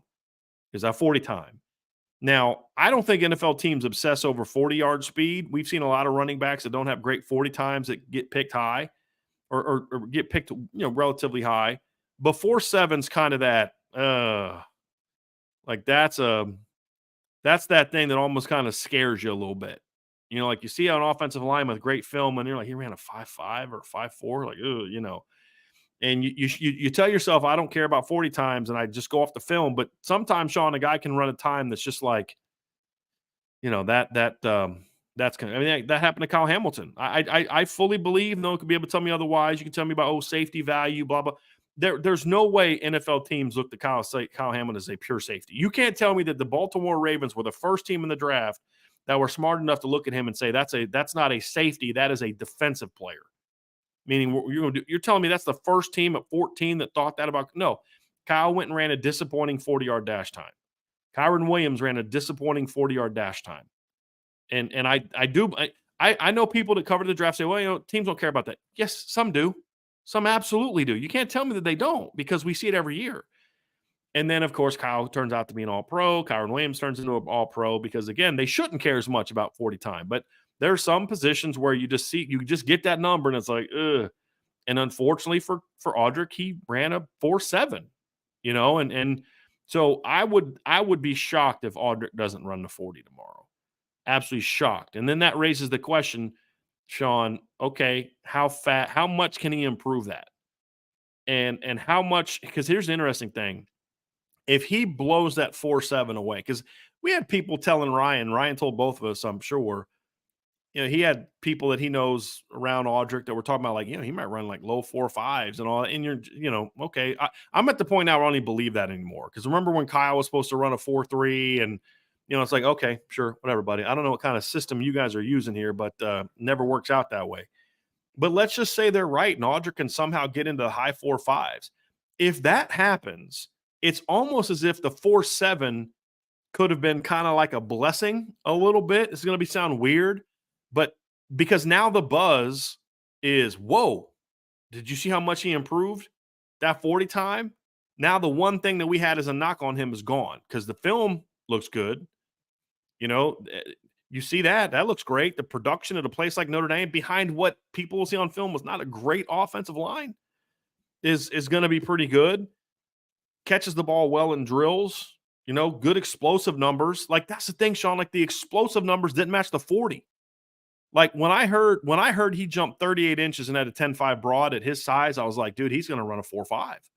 He's going to run somewhere in the 4.5s. Like the 4.7 does not match 38-inch vertical 10.5 broad. Because the reason they say that, Sean, those three numbers, and you know this, I'm saying this for explosiveness, speed, vertical, broad, those all kind of usually that you don't see a guy with great speed have really bad verticals and broad. He may have bad broad, but they're going to have some kind of vertical. It's rare to really see that. It's also kind of rare to see a skill player that has a real, like really good vertical and broad run a very disappointing 40-yard dash. And that's what happened with Audric. So I'm very curious to see if he tries to build on that or improve on that, I should say. And if he does try to improve on it, how much can he improve on it? And if he is able to do that, what kind of buzz does it have? Because, it's funny, actually, Sean, the one guy that I remember, the one skill player that I remember having a really bad vertical and broad jump but had a great 40 time, Will Fuller. He was like 33-inch vertical, barely 10 feet on the broad, but he ran a 4.32. But thing about Will is he was not an explosive player out of the gate. Will was a build your speed up kind of guy. Mm-hmm. But anyway, Sean, what are your thoughts on Audric? No, when you talk about Audric, I just point out Will is a perfect comp, and maybe this is something that can go to Lauren Lando, an improvement in that area. I'm going to be very interested in how the combine and pro day numbers can possibly move forward from the previous regime and how their athletes perform in the same situations. But Audric Estime is a football player. Kyle Hamilton is a football player. Drew Tranquil is a football player. You can't look. That's the one thing that you're going to have to do your work. You can't be lazy as a scout when you're looking at these guys in Notre Dame and just depend upon numbers and measurables. Go do the work. It's a reason why Notre Dame football players get into football camps and open eyes because they're football players. Right. That's what NFL teams want. They love football players, guys that know how to be professionals, can assimilate to systems, can pick up things quickly, and can go be trusted to do their jobs and make plays on a consistent basis. Now, the thing with Audric is if you put a line in front of him and let him break through the line and have somebody chasing him, I bet you he runs a 4.6, 4.5. See, now you turn him into a track athlete. Yeah. And technique and all that stuff. He looked tight when he ran the 40. He looked tight. He didn't. Sean, there's been GPS numbers on him that back up that he's not a 4.7 football player. Absolutely. But the fact is there's a reason they have, like, all these people that tell me combine doesn't matter. Then why do they have it? Why do they spend millions and millions of dollars having it? If it doesn't matter, it matters. Mm-hmm. The question is, and how much do they use it to overrule other things? That's the question. And that's the thing we're going to have to fight with Audric. And like somebody said in the chat, somebody was like, it's hard to argue that Notre Dame is slow with some of these 40 times. And it's like, but that's kind of we're choosing certain parts of the narrative, right? Like Drew Tranquil had a very good 40 time. Mm-hmm. Kevin Austin, Chase Claypool, Miles Boykin all had great 40. I mean, there's been plenty of guys that have great 40 times. It's some of these great football players that have surprisingly not great 40 times. But as you said, think about the guys that blew up the combine for Notre Dame in recent years. Chase Claypool, Miles Boykin, Kevin Austin, Troy Pride. None of those guys really did much in the NFL. Troy's situation is different because Troy had a bad injury. And I think he would have continued to have a much better career. Right. Like Miles hasn't done anything in the NFL. Chase has been a huge disappointment. Mm-hmm. Kevin Austin hasn't done anything in the NFL. Right? So again, why? Because they weren't great football players. Julian Love got drafted lower than what he should have been based on his college film because he ran a mid-high 4.5 40. Yeah. And so he was just all pro at safety this year, right? Exactly. Yeah. So was he all pro or Pro Bowler? Pro Bowler. Yeah. But the point is like Audric's going to have the film, but as we just said, look, I can't prove that those 40 times hurt those guys' draft stock, but I just know what the buzz was coming into the combine and the draft, and then where they ended up getting picked. And I know that Kyron had really good film. I know Julian Love had great film. I know Kyle Hamilton had great film. So why did they slip a lot further than people thought? Why did Jeremiah Wusu-Koramoah slip more than people thought? So at the end of the day, people are going to have that judgment, Sean. But the reality is there are teams that there's a reason why certain teams pick in the top 10 to 15 every year, because they don't necessarily trust the right things, right? So, but the point is, Audric can silence all that tomorrow. That's the thing is he has a chance, if he's able to test well, to go into tomorrow where the one knock people had on him is now gone. Yeah. But what's the number? Is it 4.65? Is it 4.6 flat? Does he need to knock a whole? I mean, it's rare to see a guy go knock a whole 1/10 of a second off of a 40 time. Like, I just don't see him jumping into 4.5s. I mean, but if you can get down to like low 4.6s, now he's running the same time or faster than Kyron Williams, who's an all-pro, Pro Bowler, and he's 20 pounds heavier and plays faster and was a better college running back than Kyron. I mean, let's be honest. He was a better running back than Kyron. I mean, the numbers back that up, the film back. Kyron was a great kid, great player. Kyron was a heck of a player for Notre Dame. Audric was just better. It's okay. They're both excellent backs, which is kind of exciting because now Notre Dame has produced now kind of two guys in a row that were pretty good flipping running backs, and have a chance to have NFL careers. So big day for Audric. And then, of course, you've got to continue to do the good drill test. Look what good in the drills. That's another one. Sean, here's an interesting guy for me for tomorrow. That's Blake Fisher. I don't know that Blake will do any testing. I mean, he had some testing numbers were good. Some of them were not good. Like some of his sprinting numbers were like kind of low. The 10-yard split was low. Did have some decent numbers, and some of the other like agility type of stuff was decent. I don't know that I care much about whether or not Blake tests tomorrow. The drills are going to be huge for Blake tomorrow. Really huge for Blake tomorrow because he's an intriguing player. He's 6'6", 6'5.5". His length was a lot better than what I thought it was going to be, Sean. Like when I saw him weigh in at the combine, I was really surprised that he had as long arms as he had. Yeah. And he did okay in drills. People are going to watch the film and they're going to see games where like this kid is really good. For those that don't remember, he had a 34 3/8 inch long arm length, which is really impressive. But ran like a 7.76 in the 3 cone, which is not good. The 5.2 wasn't terrible. The 1.82 wasn't terrible, but just overall didn't really knock it out of the park. But those numbers aren't bad either. Right. They're just not great. But Blake's going to have – you watch him against Ohio State, and you're like, whew, well, that kid's a good football player. That's a true junior? That kid's a good football player. And then you're going to watch some other games, you're like, that's not the same kid that I saw against Ohio State. Where was Blake Fisher hurt that game? Who's the right tackle against Clemson? I don't know who that kid is. That's not Blake Fisher. And so that's going to be the thing he has to answer. But being able to go out there tomorrow and really move well in drills, because remember, Ronnie Stanley didn't have a very good combine. Yeah. People forget that. Like Ronnie Stanley's like combine numbers were very pedestrian. And he didn't knock it out of the park either with his combine numbers. But when he got to the position drills, he moved really well. And that's the one position. I mean, I just talked about Blake Fisher's numbers. Ronnie Stanley had the same vertical, same 10-yard split, to same 40-yard dash. But Ronnie had an 8.03 3-cone drill, Sean. I don't know that I've ever seen a really good football player have an 8. Yeah. And he was still the number 6 overall draft pick, and he's been an all-pro and a Pro Bowler. Because when he got in a football stance, this is the point you're making about Audric, when he got in a football stance, he was an athlete. Yeah. And you try to have him go be a track guy, that's not his deal. No. But you've never watched Ronnie Stanley be like, that guy's tight-hipped and not really athletic. You've never seen that on a football field. You've only seen that at the combine, right? So Blake's got to go out there tomorrow to me and really move well and show that athleticism, because he's a guy that could get big-time overdrafted based on his film.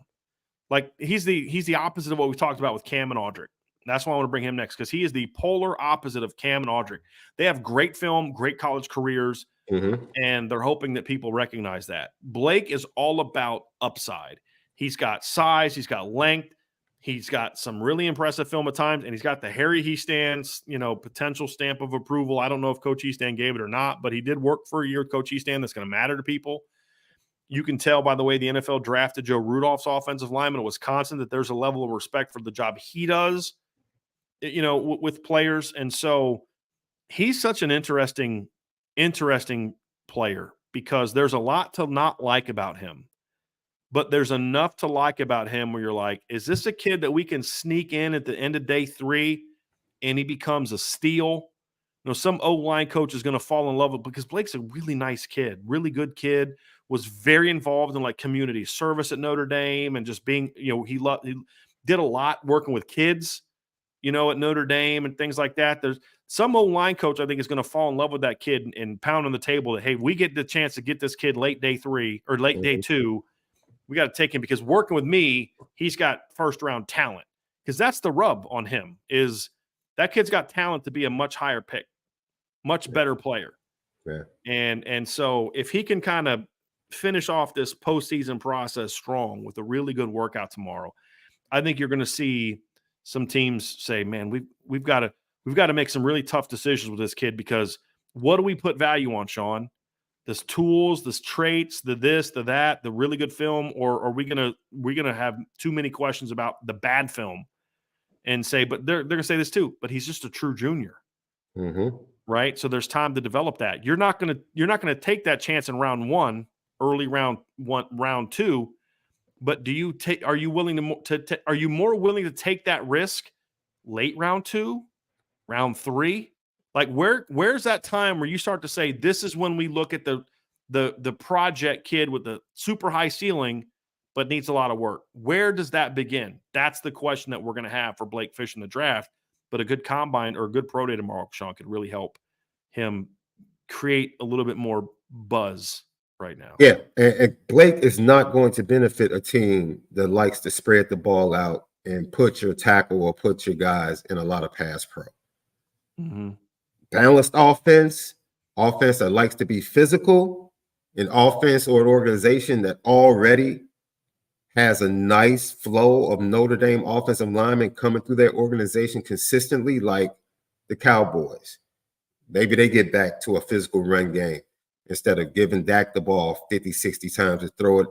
They haven't been successful. Maybe they get back to physical football. They have the history with Zach Martin. Maybe the San Francisco 49ers, McGlinchey, Aaron Banks.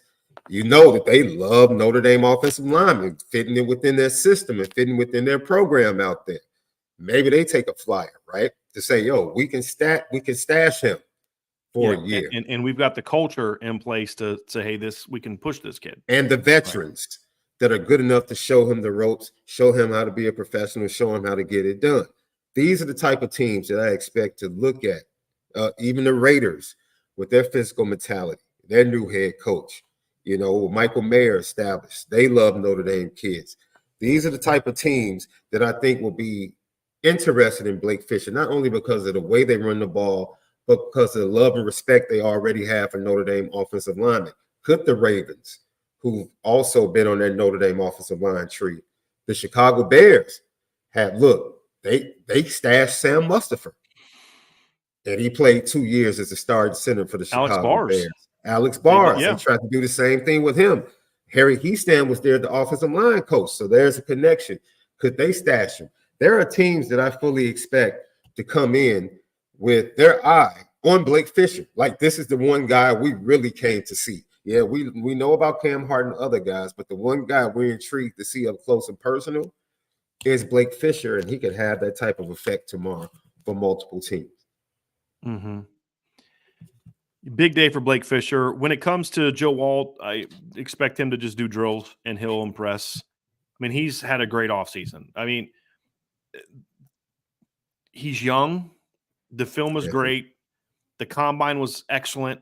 Ryan put the numbers into context when he did his post-combine article. Draft Twitter can nitpick his game however they want. I'm telling you, I know NFL coaches. I know NFL line coaches. I know what they covet. They don't care. You know what's happened to draft Twitter, Sean, with offensive linemen? There's too many people that think it's actually matters to watch highlight film of a blocker. Yeah. There's nothing more irrelevant than putting value in watching highlights of an offensive lineman in college. Nothing more like unimportant. Because I could take any offensive lineman that started a whole season and put together a 5-minute highlight tape of him blocking, and it's going to be impressive. It's irrelevant. And so there's other guys that are like, oh, look at this ball. Joe Alt doesn't have – guys, here's what I know about Joe Alt. He's really good every snap. And that's what it – I mean, you talk about what is an NFL team who's trying to protect their franchise quarterback value? Is this guy going to get the job done every snap? Or is he going to have 5 highlight reel blocks and my quarterback gets ear-holed 3 times? Right? Like, so this overthinking that's happening in this weird draft Twitter space is bizarre. But look, you talk to anyone that knows NFL scouts and they're going to tell you to me, this guy's a surefire. Will he be the number 1 tackle, the number 2 tackle? I don't know the answer to that because there's going to be some team that falls in love with tools. That's why, again, there's a reason why some teams are always picking in the top 10. There's certain reasons why some teams can never seem to figure out, man, we don't know why we can't get an offensive line figured out. We have the worst luck with drafting offensive line. No, you don't. You're bad at evaluating.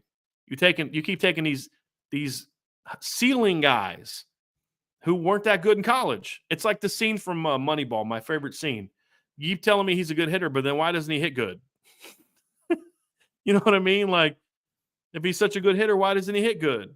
Well, he's got a great stroke and he's got really flies the bat head out. And, he's got a good face and all this other scout talk. But why isn't he a good blocker? He's been in college for 4 years, right?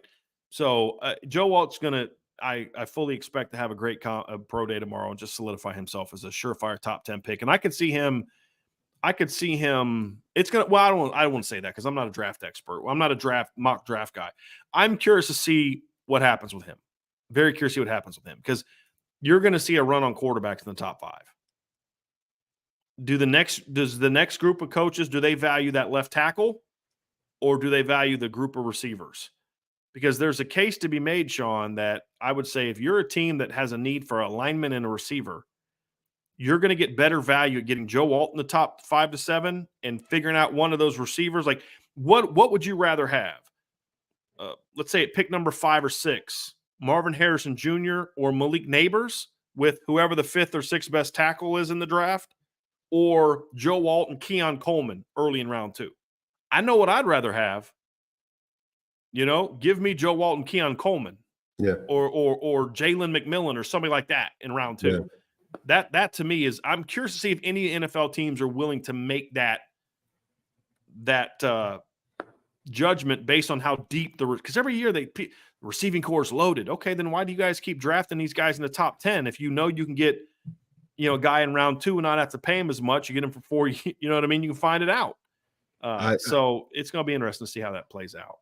It's going to be interesting because I think every first round has that one team that can shift things one way or the other. And I think it's going to be Jim Harbaugh and the San Diego Chargers, who just traded Keenan Allen and have Mike Williams coming off injury. Now he's with the Jets now, right? Yes. So does Jim Harbaugh stick to his script, which is physical, offensive lineman, establish the trenches, and then build inside out? Because that's the culture of everywhere he's been. So that is his spot. I think they are at 5. Are the Chargers 5 or 6? They're at 5. They're at 5. See, that's a pick where you can see them. They just lost 2 wide receivers. So they would have every reason to go wide receiver in the midst of the run of the quarterbacks. But does he stick to his script and grab Joe Alt or grab the kid from Penn State? And that's one of the picks that could bump the wide receivers down or bump one of those tackles down to an 8th or 9th spot, where the Bears, who just picked up Keenan Allen to go with DJ Moore, can now look to go offensive tackle and possibly take a Joe Alt or another tackle and solidify the offensive line for Caleb Williams, presumably, if he's the number 1 pick. So that's how it could happen. The interesting thing with the Chargers, Sean, is because you've got Rashawn Slater there, right? Mm-hmm. And, obviously he was a top draft pick a few years ago. And from what I can tell, he's been a pretty good player in college so far, or in the NFL so far. You look at his Pro Football Focus grades and different things like that, and you say, okay, well, do they kind of see a scenario where they could take a Joe Alt and then maybe think about moving Rashawn Slater over to right tackle and solidify it that way? That's a very fascinating part of this whole thing, Sean, that I'm very curious to see kind of what they do, because that would fit kind of what Jim Harbaugh's about. Some people have talked about, maybe Rashawn Slater could have been a guard or whatever the case may be. The great part's going to be watch Jim Harbaugh draft Marvin Harrison Jr. Watch the former Michigan coach draft Ohio State's best player. It's going to be so epic. But that's the unique position he's in, Sean, because the biggest need is not left tackle. The biggest need is wide receiver. But Jim Harbaugh just won a national championship with Cornelius Johnson and Roman Wilson as his top receivers, and he went 3-0 against Marvin Harrison Jr. And Emeka Egbuka, right? You get what I'm saying? Yeah. So, but you've already got Rashawn Slater. Do you think Rashawn can move to right tackle? Like, those are all questions that you have to. Do you think Joe would be a right tackle early on and then move him eventually over to left? There's so many different options they could go. He could maybe go with an edge rusher there, because obviously Joey Bosa is kind of getting up there, and he's got a contract that's not overly. Well, I believe they asked him and Mac to kind of rearrange their contract. Right. Because they have cap struggles. Yeah. Right. And then you say, well, what about maybe trading back? Because they have a lot of needs. So this I have a feeling this is going to be a fascinating top 10. I really do. Because if you're a quarterback heavy team, you're like, we may have to jump into the top 5 to get the 4th best quarterback at this point in time. Like, what happened? Like, if I'm the Chargers, I've got my draft board, but I'm going to sit there at 5 and be like, if somebody takes a non-quarterback in the top 4, my number 5 pick just became super valuable. Super valuable. And that's because, like, the Vikings, for example, did not trade to get 2 first-round picks to take 2 players in the first round. The Vikings got 2 first-round picks so they could kind of position themselves to jump into the top 10 to get a quarterback. Well, if you go 1, 2, 3 quarterback, you call team number 4, are they taking a quarterback or not? There's so many. It's going to be fascinating to watch all this play out. But that's kind of the question that you have with Joe Alt is, what do teams value? And then also part of it too is it's just fit and need for the teams that are above those certain picks. I've been hearing all the buzz about J.J. McCarthy and the Vikings trading up, but the Vikings have mid to late first rounders. It's not like they have first rounders that they could package them, but they have 11 and 23. That's what I said, mid to late. Yeah. That's pretty much mid to late. So right above mid, but mid to late first rounders. And for me, giving you 11 and 20, how far does that get you up to 5 or 6? I don't know the numbers because they have a system to say what else they have to give up. They'd have to give up more, like a number 2 next year. But like if I'm the Chargers and I'm sitting there at 5 and there's a quarterback on the board and I've got a lot of needs, you don't have a roster that you just come in and get guys healthy and you're a Super Bowl team next year. They have holes. But they're a team also that doesn't necessarily need a top 5 talent to be good. They could trade down to 11 and take 11 and 23 and get 2 pretty good football players and let teams go do what they're going to do. So it's going to be fascinating. And the reason we're talking about all that is because it impacts Joe Alt. Because I think Joe Alt's one of the 5 best players in this draft. But as you and I both know, because you're one of the 5 best, Quentin Nelson was arguably the best player in the draft when he came out. He went 6th because there's positional value, quarterback, receiver, all defensive end, and all that other kind of stuff. So we're going to see kind of how that one plays out for Joe Alt. A couple other guys, the linebacker, Sean, J.D. Bertrand, and Maris Leofau. Curious to see what they do tomorrow. All Maris did at the combine was run the 40. Is all he did. So I'm curious to kind of see if he decides why. Did he only plan the 40 and then he's going to do the other stuff at the pro day? Some guys do that. Did he tweak something? And I'm very curious to see that. We saw him and JD today walking into the practice when we were walking out. Yeah. Is JD healthy enough to test and run? I'm curious to see that as well, because he didn't get to do anything at the combine except put up a lot of reps on the bench. Yeah. And I'm sure impress people in interviews. Him and Maris and JD are both going to be kids that impress people in interviews. That's just kind of the way that they are, Sean. You just know that they are. but are they going to get a chance to work out and test, or are they just going to do drills? I kind of feel like they have to test in order to really make their mark. I don't think JD has really good film, but JD's 6 foot tall with short arms and he's 230 pounds. I feel like he needs to go show people, hey, I can run pretty well, right? With Marist, he's got the measurables, long arms, 6'2", 234, good 40 time, but it wasn't a great 40 time. But, some of those other testing numbers, what is he going to do?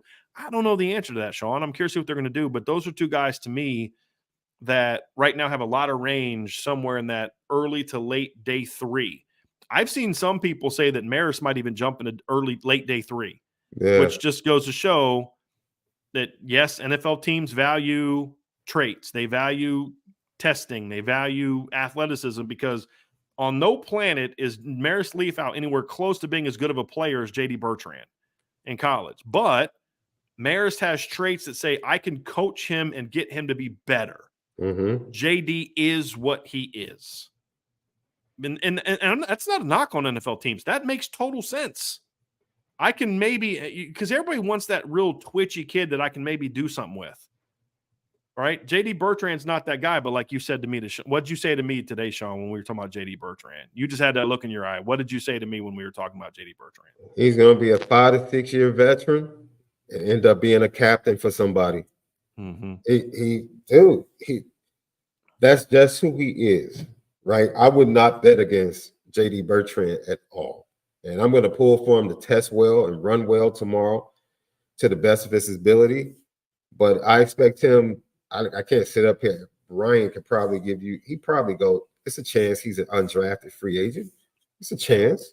Especially if he doesn't test tomorrow. Yeah, it's a chance he's an undrafted, but he's an undrafted free agent that comes in and immediately they fall in love with him because he's going to catch on to the system.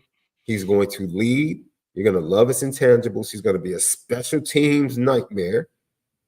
And everybody's going to be like, yo, we love this kid. We love this kid. And then because of injuries, he'll find his way on the field and he won't make highlight plays, but all of a sudden you'll look up and he's like 7 tackles, 2 tackles for losses. Like, oh man, he played pretty good. Yeah. And those are the players that are just as important to teams as the Pro Bowlers. That is the complete roster you need to win games in the NFL, and he fits that bill. Marist is the resume builder that coaches look for, right? Everybody wants to find that one, like, see, I told you. Yeah. I told you right. I could get him to the best of his abilities. He's that. You see the traits, you see the size, you see the ability. And he'll work. Yes. When people talk to Notre Dame coaches about Marist, they're gonna hear rave reviews about his attitude, his work ethic, his care. I mean, I've never heard anything bad about Marist in those regards either. Like that's the thing that could scare you is like, look, this kid's real lazy. He never got the most out of his ability because he didn't put in the film work. He didn't work in the weight room. He had a girlfriend he hung out with all the time and didn't do the extra work. And yes, he's got a girlfriend, but you know what? His girlfriend's probably busier than he is. You know what I mean? And working harder than he is because he dates Sonia Citron on the basketball team. Well, the point is, like, you don't hear any. I've never heard any of those red flags about Marist during his career at Notre Dame. So, like, he'll pass that. But that's the thing is, like, you're going to look at JD and see it's what it is. But I look at Marist too. I actually think Marist brings also a lot. And I'm not saying you don't think that he does, but I'm adding to it. Marist also is another guy that brings a lot of value as a potential special teams weapon. And I actually, of all the guys on this roster, I actually think he has the best chance to be the 10-year David Bruton-esque type of 10-year all-pro special teams guy. Because Marist has actually played more special teams at Notre Dame. He's faster, I think. At least, JD's got to prove that he is, but he's so much longer and bigger than JD. I mean, you saw it when they were both walking into Marist is a significantly bigger kid than JD. Absolutely. So I do think JD has to test tomorrow if he's going to have a chance, in my opinion, to get drafted, because there's enough of the concerns with some of the other aspects of size and some of the other things that's going to, length, and that's going to make you have some questions about that. Yeah. I expect to see some other guys, Sean. JD Bertrand DJ Brown, Javonte Jean-Baptiste has had an interesting he's the last guy that we'll talk about. You got DJ Brown and Thomas Harper. I would assume Thomas Harper's going to work out tomorrow, Sean. I would assume. Actually, let me look at the list. He's not going to participate tomorrow. He is going to be I don't know what he's going to do. If he's doing his own pro day, if he's doing it at Oklahoma State, I'm not sure. But the list that Notre Dame just sent out during the show is Joe Alt, Sam Hartman, Audric Estime, Blake Fisher, Cam Hart, Javonte Jean-Baptiste, J.D. Bertrand, and Maris Leofau are the Notre Dame players that'll be there. And there'll be some non-Notre Dame players there. But the last guy to talk about, we can talk about Sam Hartman, but again, Sam Hartman is what he is. I don't know that there's anything Sam Hartman is going to do tomorrow that's going to make anybody like him more or like him less. And honestly, all they're going to talk about is the beard and the hair, and I'm just so over that. I'm just so over that. And I don't think Sam cares about that either. I think Sam wants people to be talking about what he does with the football in his hand, not his hair and the face. I don't know. Maybe I'm wrong on that. I don't know Sam personally. But anyway, the last guy that I want to talk about is Javonte Jean-Baptiste because he's had a very interesting offseason.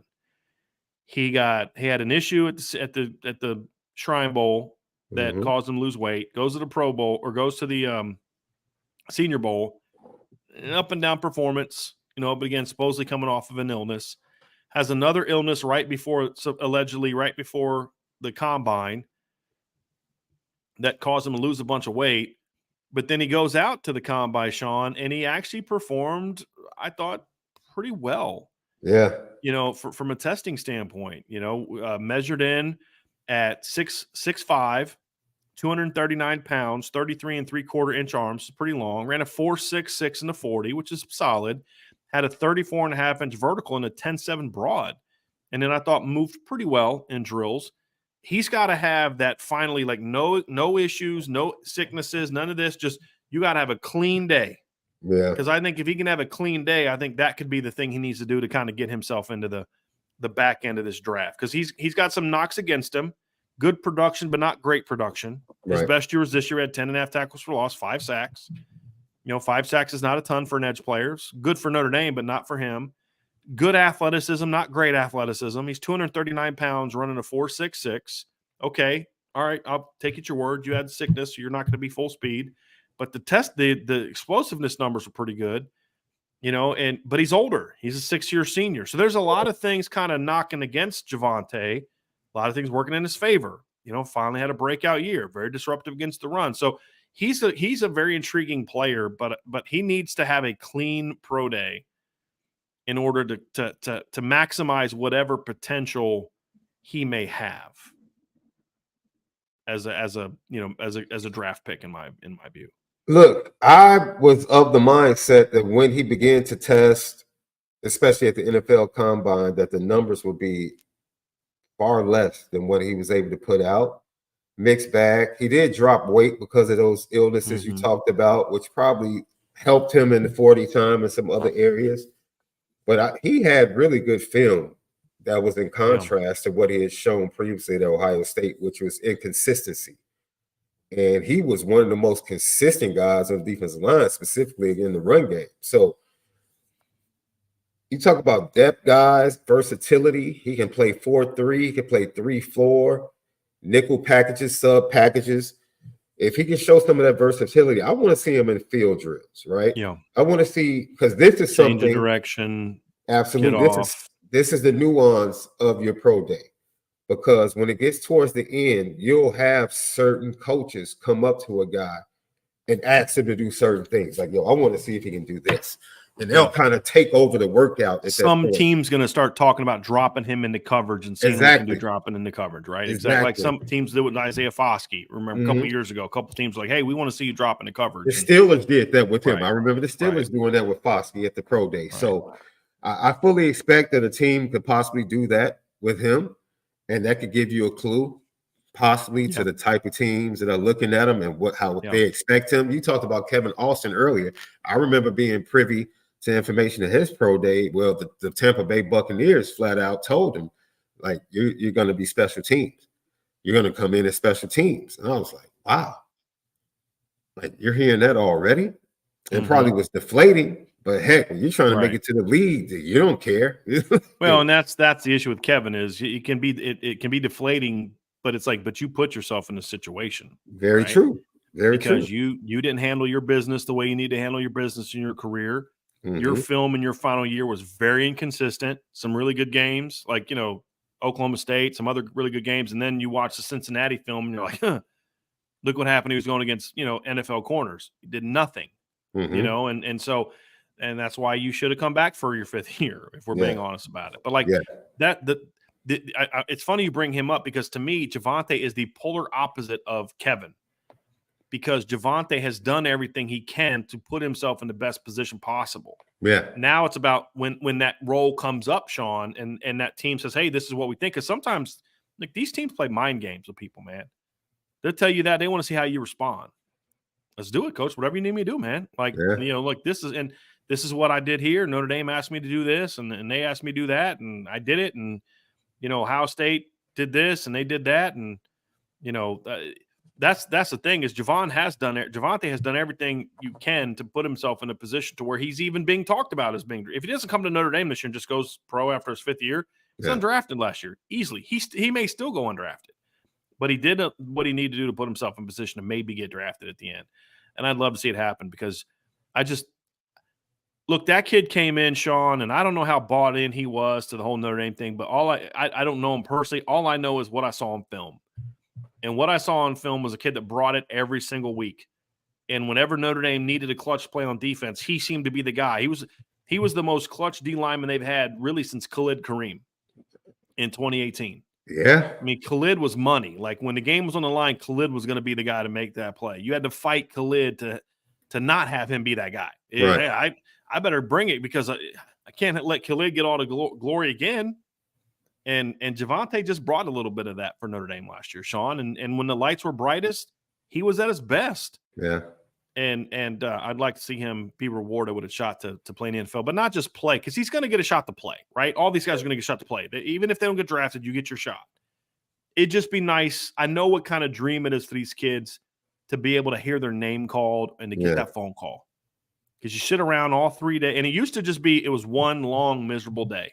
Now it's 4 or 3 long miserable days for those kids who don't get drafted. Yeah. You know what I mean? Because it used to be like Saturday and Sundays, 2 long days. Now it's like, 3 or 4, right? It's a very long process now. And so it went from 1, then to 2, now then to 3. That's what it was. Yeah. So I hope he is able to hear his name called tomorrow, Sean. And then, of course, we will have my comments earlier were no disrespect to Sam Hartman. I got no issue with Sam Hartman. I think Sam Hartman did his best at Notre Dame this year. Just wasn't good enough. It's just my frustration is just how he's talked about. It's just this era of we don't talk ball anymore. We talk about silliness and just this nonstop talk. Like, I actually thought Sam threw the ball pretty good at the combine. I've yet to hear anybody talk about that. All they talk about is his hair. And it's just like, guys, come on. Can we actually talk ball for a minute? So but again, Sam's a 6-year senior. He is what he is. There's nothing he's going to do at the pro day tomorrow that's going to make someone be like, wow, after watching 6 years of film with this kid, I saw something from him without pads on. It's like, you know what? We're going to take this kid. Or I'm not. Like, if you watch Sam Hartman on film and you like him and something happens at a pro day that makes you not like him, you're the problem. I mean, you got 6 years of film on this kid. If you don't know who he is by now, you're not a good evaluator. Right. The only questions you have about Sam Hartman are just getting to know him as a person. The film is the film. Right. So, I don't put a lot into that one. I hope he does well. You always want guys to do well, but I don't know that there's anything he can do tomorrow that's going to move the needle for him one way or the other. But I am very curious to see where he gets projected, because I do think there's a lot of merit to the idea of Sam Hartman being that Chase Daniel type of potential 10-year NFL vet backup. Just that guy you want, that if we got to call his number, man, he's a tough, gritty kid that knows where to put the football and can be that long-term NFL backup and be a good teammate. Because the one thing we heard about Sam Hartman from the minute he got to Notre Dame, great teammate. Great teammate. Kids respected him, loved him. Didn't pan out as a player. Totally bought into the Notre Dame team aspect of it. You know what I mean? Like, players love. I've never heard anyone say a bad word about him. I've heard some people complain about how they felt he was treated in a way to where he wasn't held to the same standards as everybody else, and he was maybe held above. That's not Sam's fault. That's how the coaches treated him. That's not his fault. Yeah. He didn't ask for that, Right. you know. But as far as the players respecting him and the work he did and the attitude he had, you know, it was everything you expected to be. So, but I mean, he is what he is, and the pro day is not going to tell us something different from what he is. I have nothing to say. I'm being nice today. Yeah, that's good. Well, that's going to wrap it up for the pro day show. We're going to talk a little bit more NFL and NFL draft in the third section. So don't go away, folks. But before we get there, do me a favor, hit that like button, hit the subscribe button, hit the notification bell, share this podcast, give it a 5-star review. And if you've not done so, sign up for the message boards at boards.irishbreakdown.com. Sean Davis, part 3 of today's show. We're going to talk about the Chicago Bears, your hometown team, and Caleb Williams. We're going to look at this from a twofold aspect. Number one is we're going to talk a little bit about the Bears have made their intentions known. We've known it was going to happen for a couple weeks, but now it's finalized. The Bears traded Justin Fields to the Pittsburgh Steelers. They did not do that so they could take, right? This isn't draft day. This is real life. Yeah. You don't trade up to number 1 or get the number 1 pick and trade your quarterback away to, you know, Vontae Mack no matter what. You know what I mean? Like, this is real life. It's very clear the Chicago Bears are going to take Caleb Williams at number 1. We're going to first talk a little bit about Caleb as a player and the very interesting manner in which he's being evaluated. That's going to be interesting talk. And then we're going to talk about the Bears, you know, what we think about their decision to go the route they did, and then also talk about, okay, what's their strategy now, and go from there. Because they've had a very interesting offseason, Sean, and we'll get into that here in a little bit. But first and foremost, let's talk about Caleb Williams, because him and Drake May have, to me, the weirdest evaluations in this process. There's 4 quarterbacks that people are considering the top 4. They've kind of separated, right or wrong. It's Caleb Williams, Jaden Daniels, Drake May, and J.J. McCarthy. And then next is Bo Nix is down the road after them, and then after them is like Michael Penix is after them. Okay, agree to disagree on that order, you know, on that, but that's just where we're at. You got some people, like, it's very strange because you got Jaden Daniels and J.J. McCarthy are, if you listen to draft analysts, perfect prospects. I got nothing wrong with them. They're just great, perfect prospects. And then Caleb Williams and Drake May, it's all they're doing is picking apart every little aspect of their game. And I feel like we're in the 2017 draft all over again, where Mitch Trubisky could do no wrong, and everybody, you know, nobody really knew Pat Mahomes as well. Oh, system quarterback, you know, he's just a part of a system. It's the system. It's a system. Mm-hmm. And then Deshaun Watson, and all they ever did with him was just pick his game apart. Yep.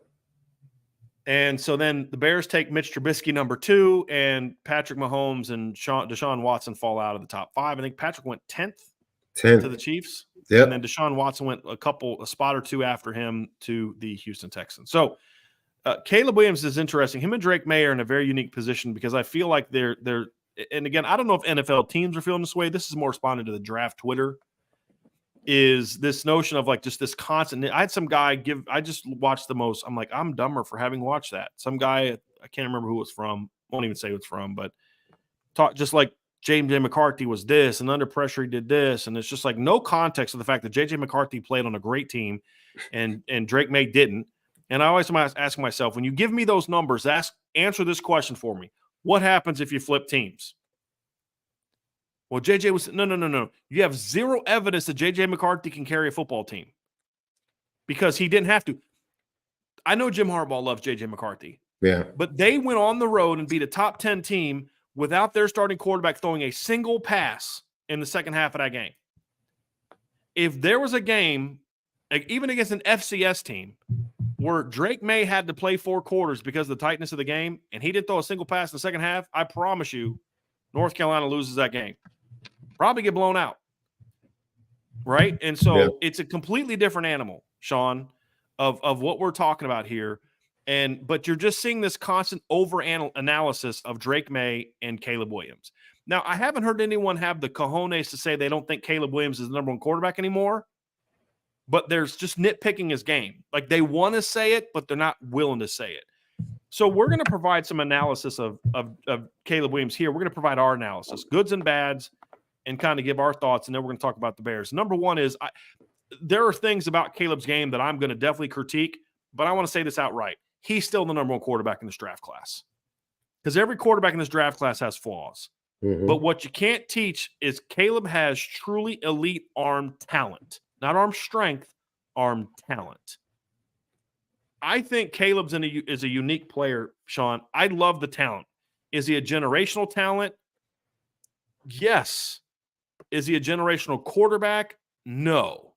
There's a difference.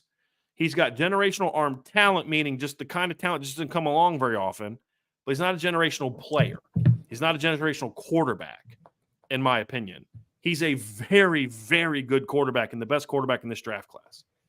So I think this over analyzing of him is interesting, but there are some of the analysis is fair. And one of the things is Caleb Williams is an elite off-platform player. But I'll say this, Sean, there's a lot of throws you have to look at, say Caleb Williams did this, where you look in the NFL and say that does not happen in the National Football League.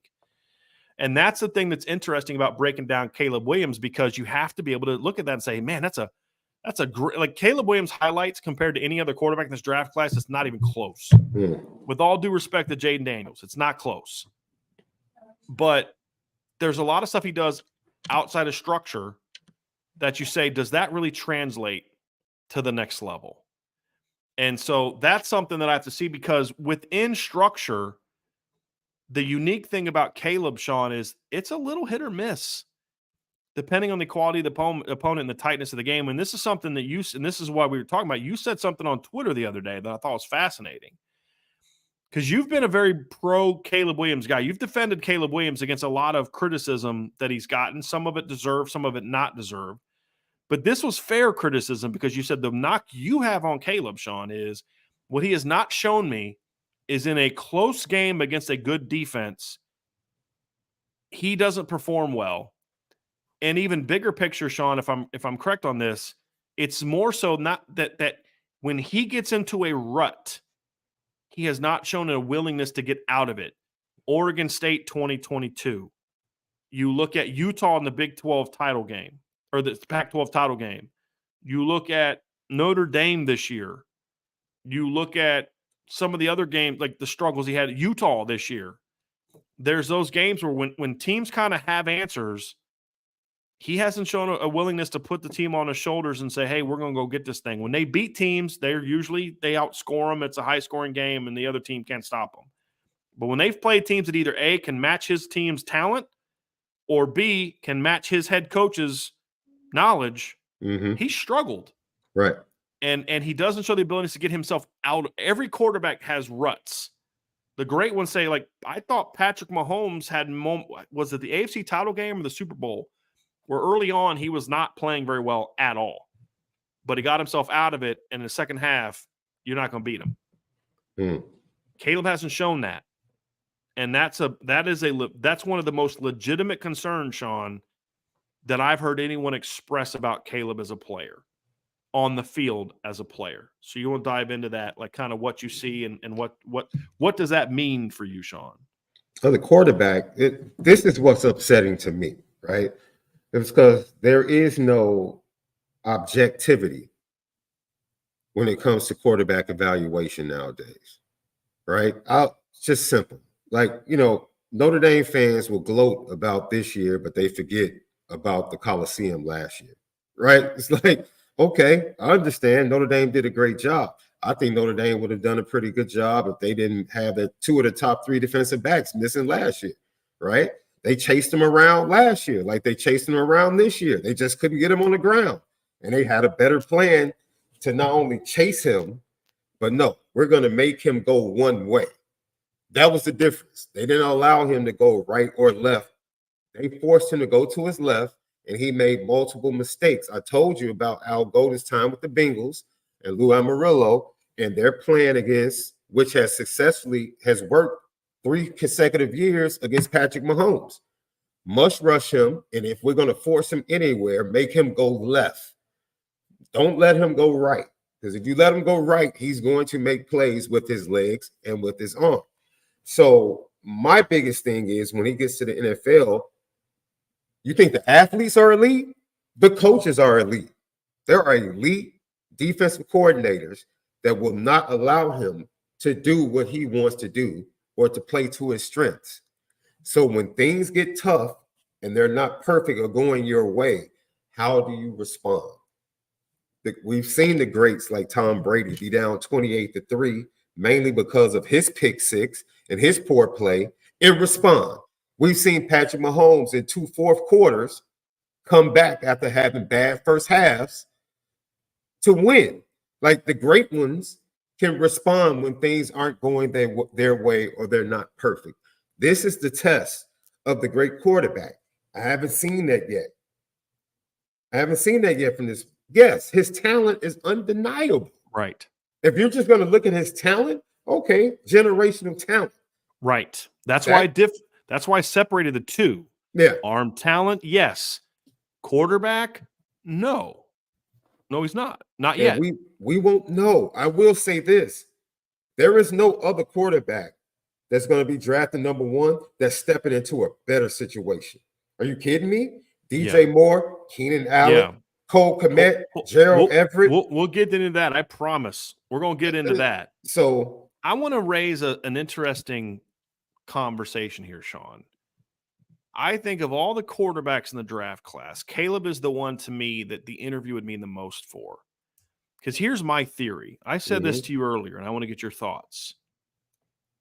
Lincoln Riley's known as a quarterback guru, right? He's had 2 guys taken number 1. It's going to be 3 this year. He had another guy get taken in the first round, which he gets credit for, or second round, in Jalen Hurts. Put up great numbers, Heisman trophies. He's had, 3 Heisman? Baker won a Heisman, right? Didn't Baker win it 16 or 17? Yeah. Did Baker win the Heisman trophy? Yeah, he's at the Heisman house in the commercials all the time. That's right. So, yep, you're right. You're right. Yep. So you look at it, Sean, and I say to myself, okay, yeah, these guys put up great numbers. But of the 4 quarterbacks he's produced, only one of them has not had questions about his maturity as a player and as a young man. Only one. Baker Mayfield had lots of questions about his maturity in college and in the NFL. Kyler Murray had questions about his maturity in college and in the NFL. And Caleb Williams has had questions about his maturity in college. The only one that didn't is Jalen Hurts, who was developed by Nick Saban, not as a young man and as a football player, was developed by Nick Saban. His game took off under Lincoln Riley. So my question is this. When do we start to have the conversation that Lincoln Riley is great at producing statistics, but he's not good at developing quarterbacks? He's good at developing productive players at quarterback, very productive players, playmakers at quarterback. But is he proven that he can develop the type of character needed in a quarterback to be successful? At what point in time do we start having this conversation, Sean? Because again, the only quarterback that he's had that's gone to the NFL, Baker's doing some things now, but he's on his 3rd team? Yeah. Right? Kyler's been nothing but a headache for the Cardinals. I mean, they had to write language into his contract to make him watch film. Yeah. You know what I mean? They can, it didn't mean it. Yes, it did. Yes, it did.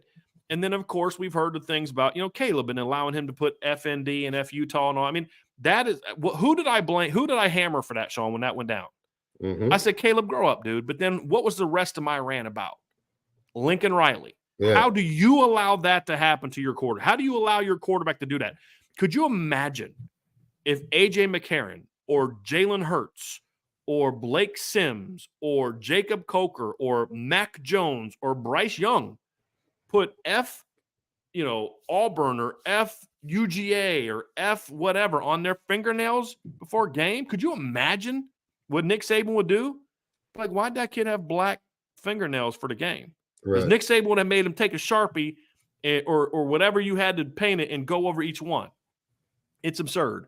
So that's the other thing too that I'm wondering, does Caleb have the ability and the humility to go to the next level and be coachable in ways that I'm not sure Baker was early on and the way Kyler has yet to be? in the NFL, because that to me ultimately determines whether or not this pick is going to work out for the Bears or not. And so from what I've heard, I actually think he does have some of that.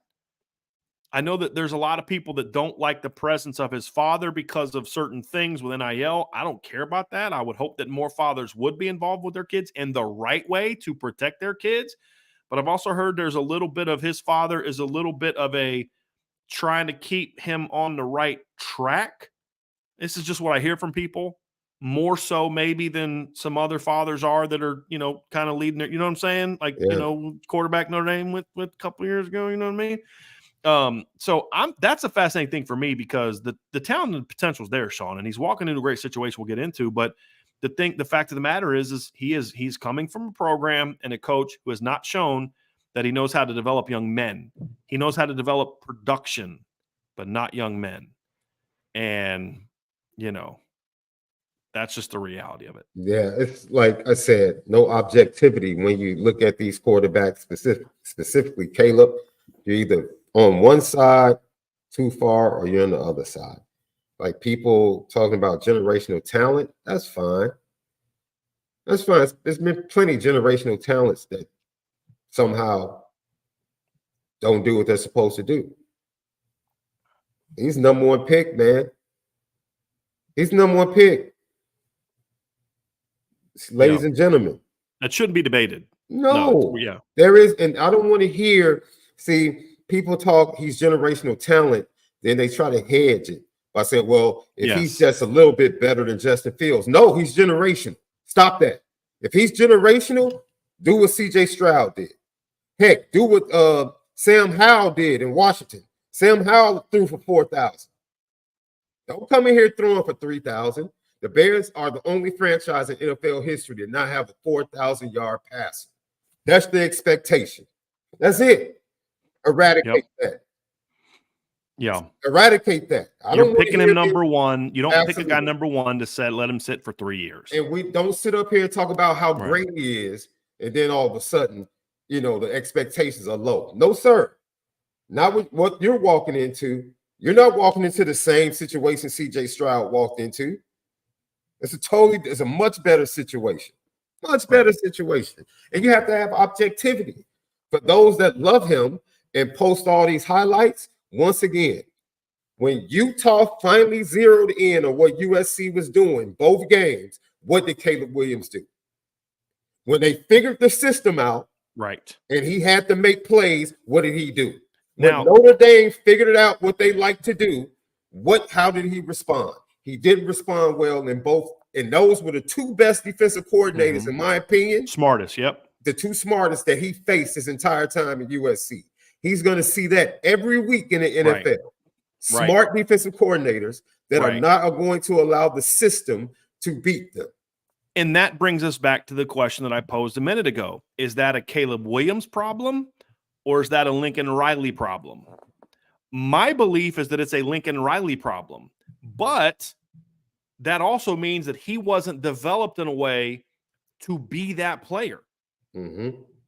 So that's the fascinating thing about Caleb is this isn't a debate about what he's number one.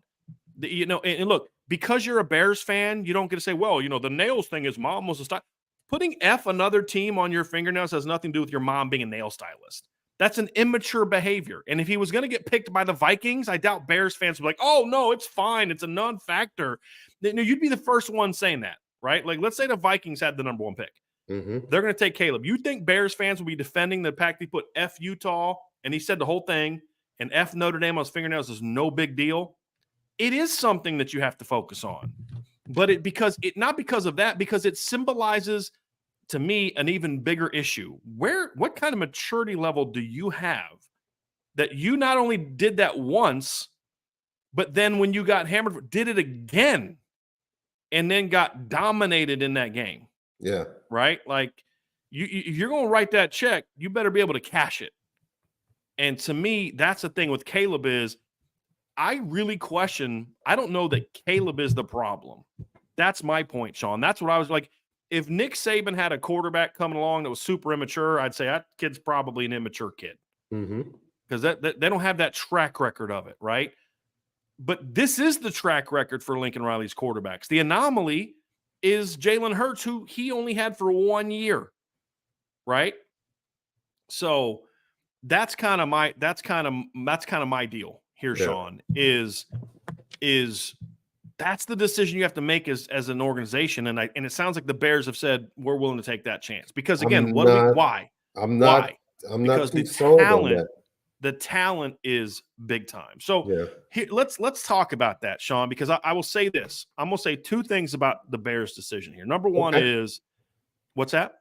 No, I said, okay, go ahead. Yeah. So here's my number one conversation point that I want to go with here, Sean. Number one, let's talk about the decision first. And then number two, we'll dive into what we think they should have done. Okay. Because to me, I think it's a win-win for the Bears. Here's the first thing that I'll say about the Bears, where I'll give them a lot of credit. And I know that they're a poorly run organization and there's a lot of issues and all things you talked about. And look, they got what they got for Caleb Williams. But what they've done, in my opinion, Sean, is they have gone out and they have said, okay, we're going to draft this kid number one. We've made our decision. We're going to run with it. And we're going to say, fine, we're going to build around this kid. And that's the mistake that so many, like the Panthers go out there and get Bryce Young number one. And he's pretty terrible this year. Why? The stuff around him is awful. The Bears have said, hey, listen, we truly believe that quarterback was our problem last year. Okay, fine. We can agree to disagree. I don't really have a stance on that, to be honest with you. I don't know that we have enough of a track. I mean, I thought Justin was starting to get hot. Then he got hurt again and, all that kind of stuff. But if you're going to double down and say, we got the number one pick, we're taking a quarterback, you've got to build around him. And at least for one offseason so far, there's moves to be made, especially along the line. But when I'm talking about a team that went out and they got DeAndre Swift, they got DJ Moore, they got Keenan Allen. I don't think that they got DJ Moore last year. You already had him. You got Cole Kmet. You're bringing in Gerald Everett. Sean, you got to give them credit. They're saying we're going to build around this kid. We're not going to make the mistake that other teams have made. That's what the Bengals did smart. They draft Joe Burrow, but they made sure, okay, let's go get a left tackle. Let's go get him some receivers. Let's build around him. Now, I think they need to do more to build up their O-line. Well, look what they've done this offseason. They just went and signed a big old offensive tackle the other day, right? So smart teams build around their quarterbacks. I got to give Ryan Poles credit. This offseason, he said, this is what we're doing. We're going to make sure this kid's walking into a situation where he doesn't have to put this team on his shoulders. Smart move. So forget, we'll talk in a second about what they should have done. Let's evaluate what they've done. They made the decision to take what we believe is the best quarterback in this draft class. They clearly don't have faith in Justin Fields, right or wrong, whatever the case may be. But because they're making that decision, they're doing what smart organizations do, which is we're going to build around this. The Chargers haven't done that with Justin Herbert, in my opinion. The other teams haven't done that. Smart teams build around their quarterbacks. And Patrick Mahomes, say what you want about him. Patrick Mahomes had some pretty good players on his football team. Now, he's a generational talent that can lose a Tyreek Hill and still win Super Bowls, but he still has Travis Kelce. Yeah. You know what I mean? You look at that and say, well, Bryce Young would gladly take Patrick Mahomes' roster. You know what I mean? So kudos to the Bears for that, Sean, because they have gone out, they got veterans. Is Keenan Allen what he was 5 years ago? No, but he's a pro. He's a pro that's going to help bring this young quarterback along. DJ Moore's a pro.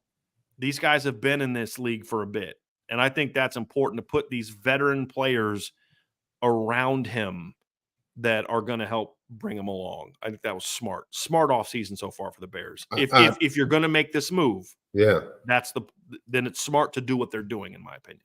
For the purpose of what they want and what it seems like they're trying to do, yes, I would definitely say Ryan Poles has had a successful offseason. My biggest issue continues to be with Ryan Poles.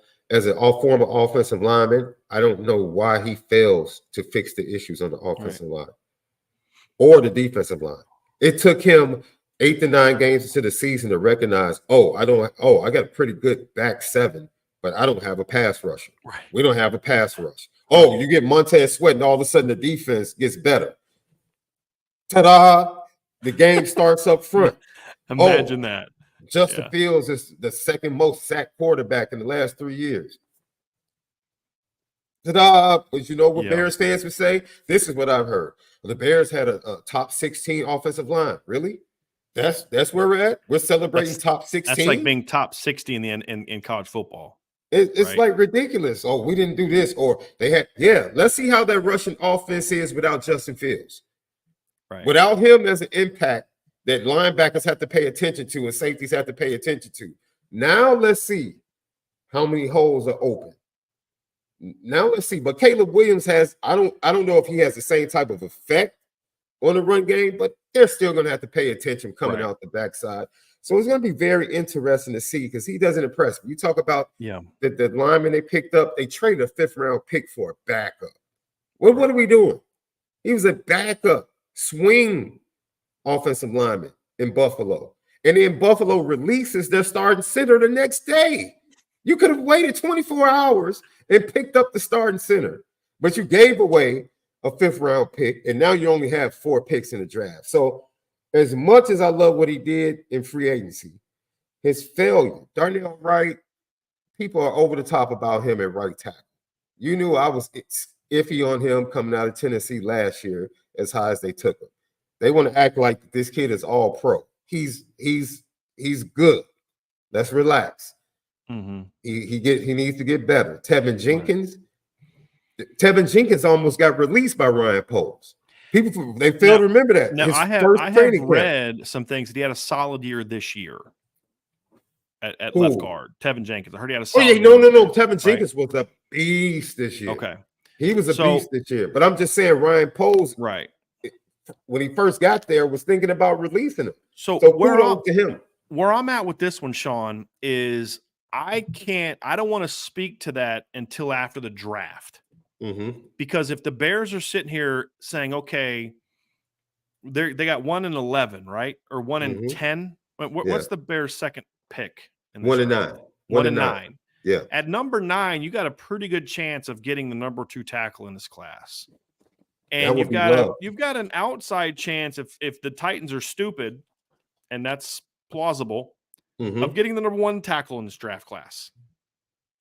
You're also in a position where if you're sitting there at number 7 or number 6, you don't have to give up the world to move from 9 to 6 to get Joe Alt, if that's what they decide to do. So, like, I'm willing to let it play out for the draft because they did address the offensive line last year. Now, you could argue maybe they should have taken this guy or that guy, but they got a guy that they liked in the first round. They were bold with it. I don't know that I love the pick, but they were bold with it. I want to see what they do with the first and second round picks this year. They have a 2 as well, correct? For the Bears. Let me look and see what the no, they traded away their 2 for Montez Sweat. Okay, I thought they I think they picked up another one. Yeah, that's what I thought. Did pick up another one. Let me just go look at the Bears real quick. Let's go see Chicago Bears. So the Bears have 1, 9, and 75. So their next one is early in round 3. 3, yeah. And then, of course, there's next year's picks as well. So I'm very curious to see what the Bears do with that number 9 pick.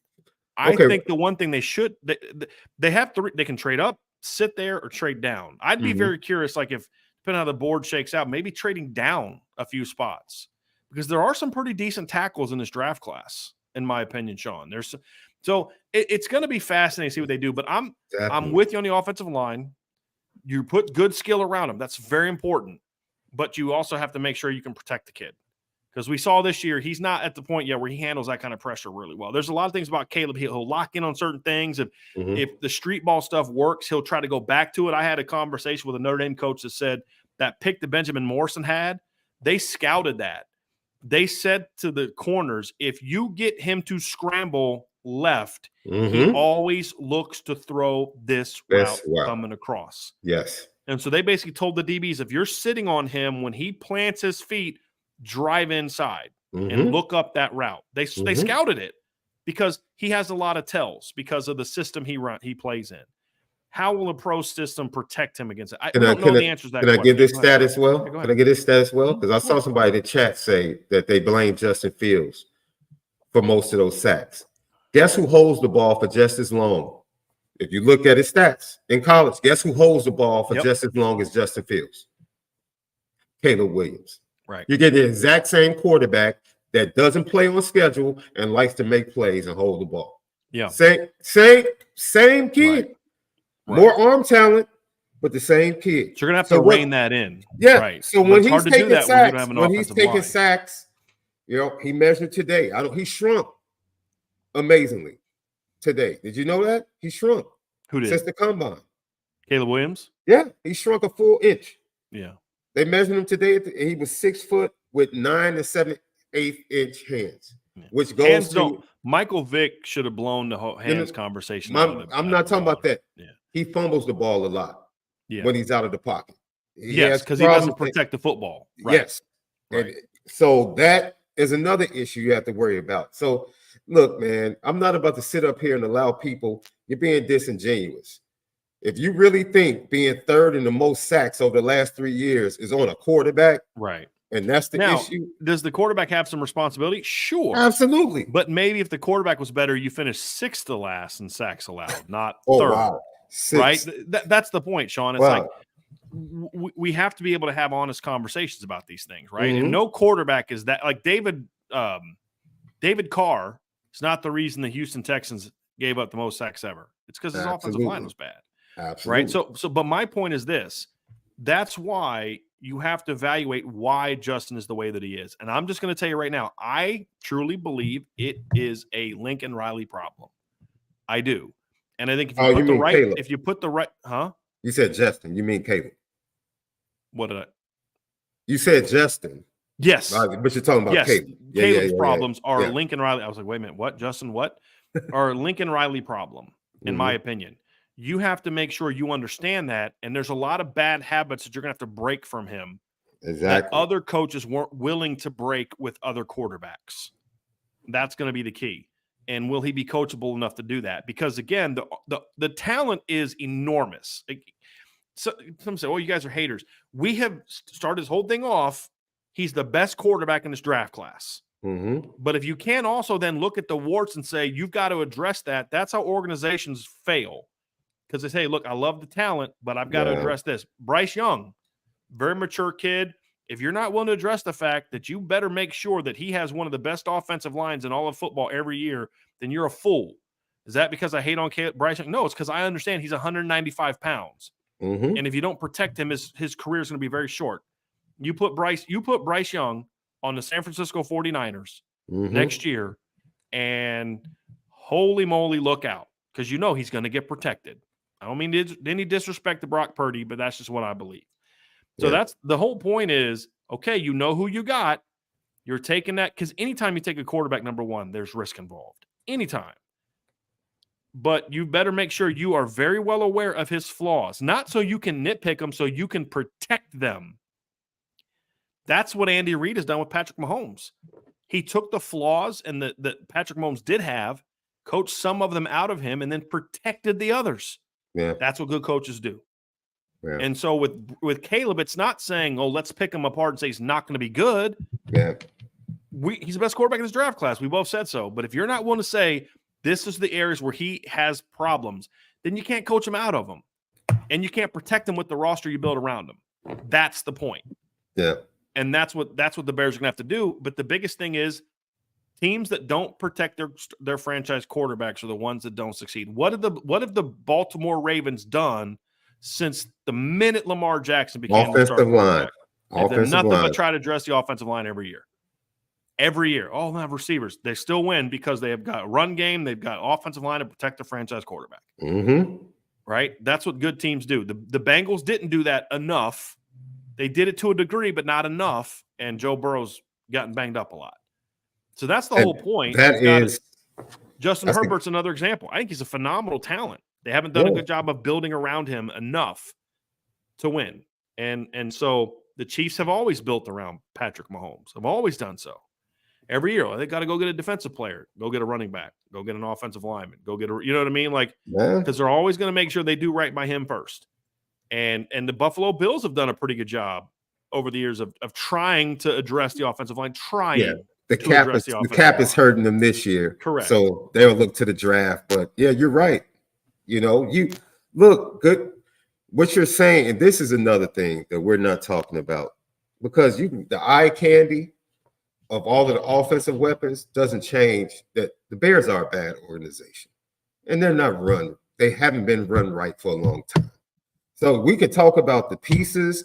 You just mentioned Patrick Mahomes stepped into a good organization. Yes. That doesn't take away from his greatness. It means you're going to get the most out of him. Thank you. He stepped into a good organization. CJ Stroud, what he stepped into, he didn't step into the Texans organization that pre-existed his time there. He stepped into an organization that was being changed by DeMeco Ryans, who played there as a player during the time when they were good and going to the playoffs, and then came from an organization in San Francisco that is historically a good organization. He changed the culture, along with getting a darn good quarterback. And where did their GM come from? New England. So, look. Does that mean, anyone that thought Bryce Young was better than CJ Stroud's an idiot now? Because look out, it's one guy went to it. This is the thing. One guy went to a great organization, one guy didn't. I mean, guys, it's not that simple, but it kind of is.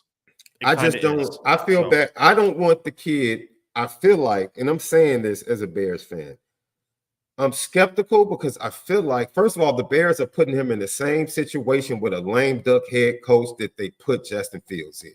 They're doing the same thing over again with a defensive head coach and an offensive coordinator they're praying can get this right. And they're putting this kid, they're setting the stage because we're saying he's stepping into a great situation, but they're setting him up to be the savior. This is our savior. Instead of coming into a situation like a Patrick Mahomes, where, you know what, kid, we're gonna do you right. We're gonna make sure we develop you right, and when the time is right, we're gonna let you play. This kid literally has to come into the third biggest market and is being viewed as the savior. Like if he can just play, if he can just be better than Justin, we're gonna win a division and go to the playoffs. That's the pressure on this kid. Now he could be that dude that walks in and becomes CJ Stroud, but you don't know. Right. And you're hedging everything. Right. You could the Bears are all in. Keenan Allen went to the pro day. That lets you know the Bears are all in. Yeah. They're all in. But let me read you something. How's this sound? Caleb Williams, after his workout, he was asked, "Are you fully expecting to go #1 overall to the Bears?" Listen to his response, Brian. "I wouldn't say it's my full expectation. Obviously, things can happen. Things can change throughout this time. I think it's around 33 days, 30 days or so until April 25th. A lot can change. You just take it day by day and handle and control what you can control." Does that sound like a kid that's fully committed to going to Chicago? Well, I mean, I'm not going to read into that because that's kind of a savvy answer. Let me give you a tidbit, because I can give you a tidbit, and I can get his coach in high school played for Notre Dame. I had the pleasure of spending time with his coach that played at Notre Dame, his high school coach, when I went out to California to see my daughter at USC, which meant I had time to be in the same area as Caleb Williams' dad. And I, with my own ears, heard Caleb Williams' dad say, "I don't like the way they're treating Justin." I heard him say that. So when all these reports are buzzing about his camp not particularly liking Chicago, there's reason, and they've been watching what's going on. Okay, I see what I get. That's all I'm saying. Yes, no, I get what you're saying now. I thought you were making a different point, like it was somehow a maturity thing with Justin, and I think that's a smart thing to say. No, the problem is he doesn't have that much leverage anymore. That's really no. That's the problem. We know that.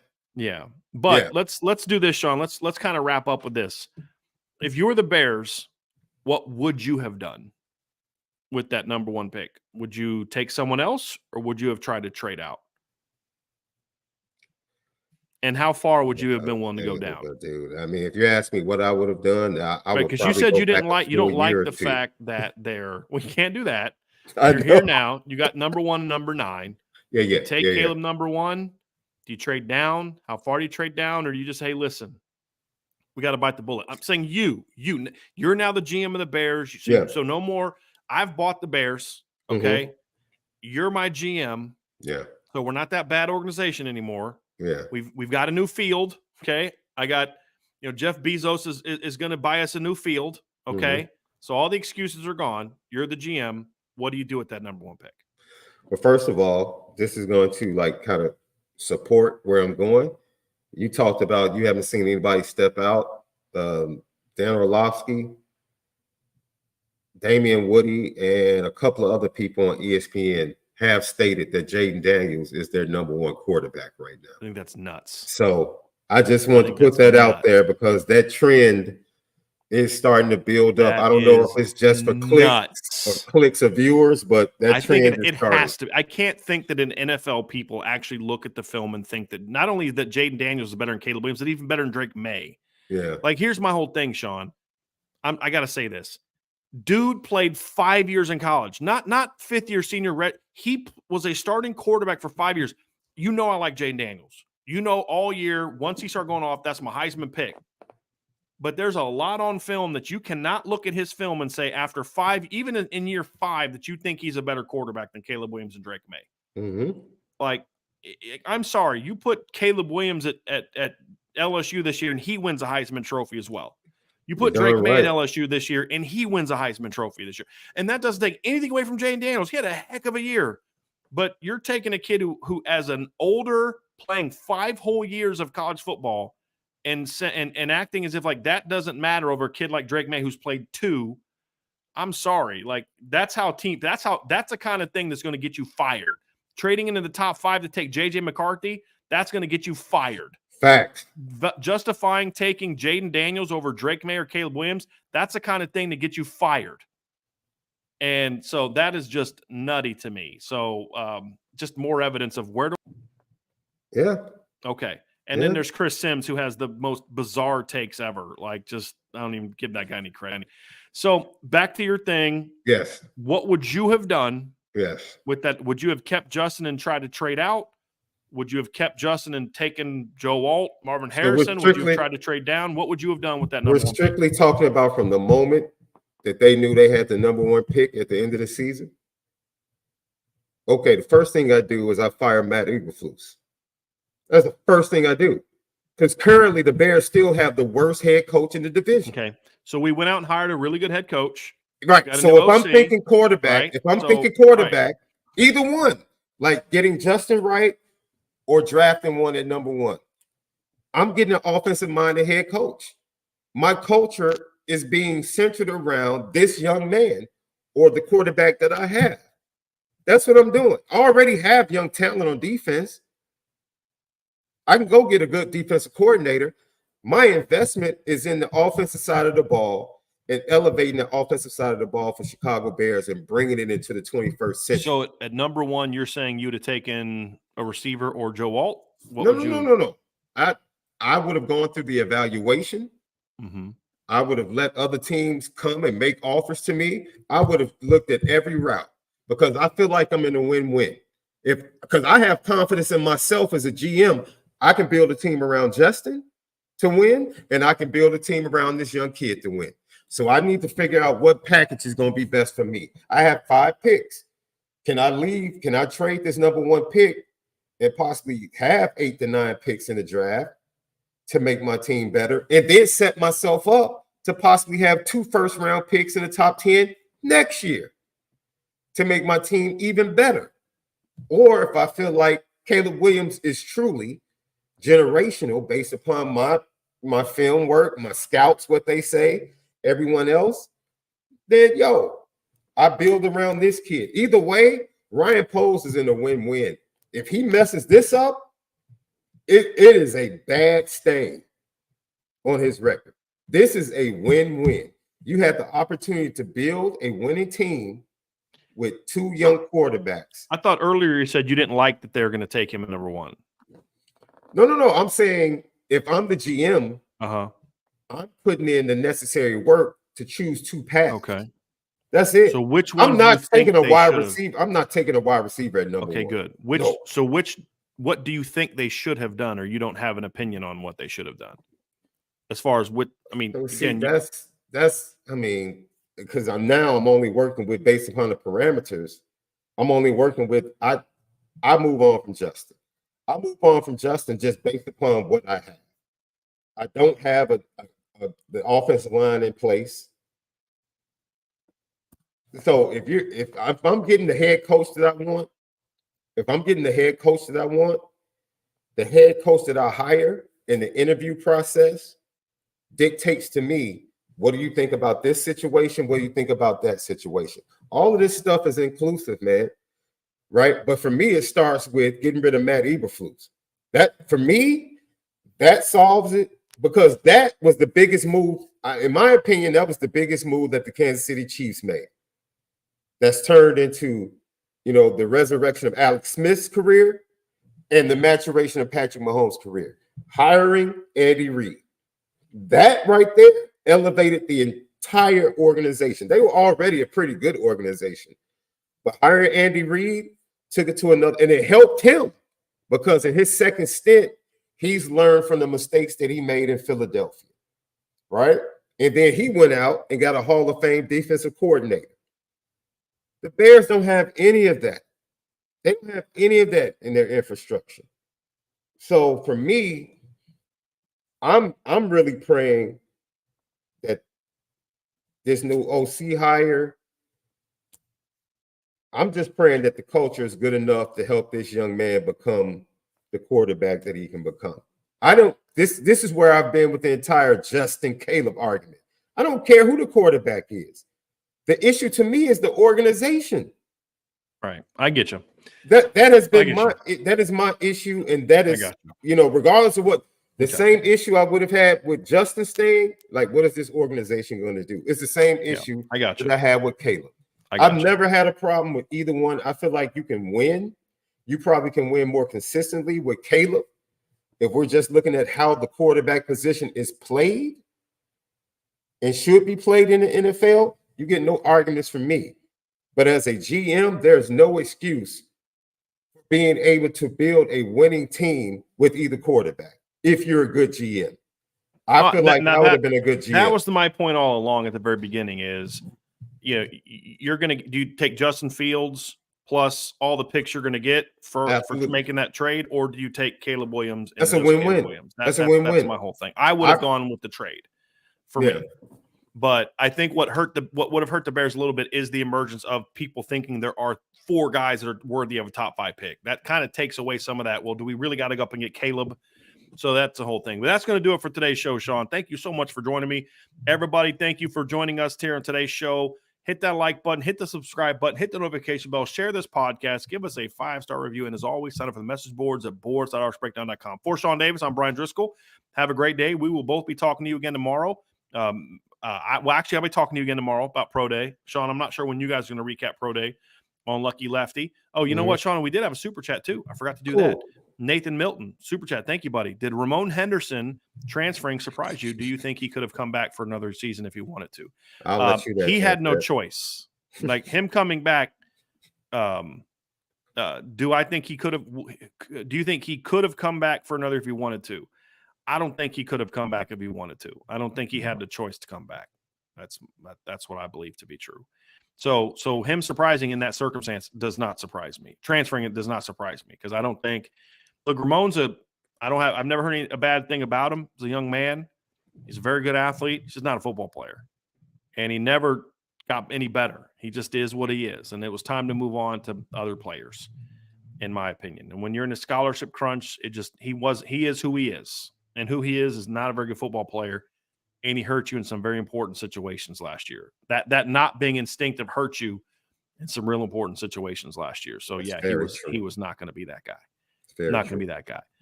Well, that's going to do it. Sorry, thank you for the reminder on that very, very much. So, everybody, we will talk to you again here very soon. Thank you guys so much for being with us. Pro Day tomorrow. Have a Pro Day recap. Going to be Friday. Going to have a mailbag on Friday. It's going to be a lot of fun. So save your questions for Friday. We'll get there. And, of course, lots of conversation going on at Irish Breakdown message board at boards.irishbreakdown.com. Have a great day, everybody. We'll talk to you again here very soon on the Irish Breakdown Podcast.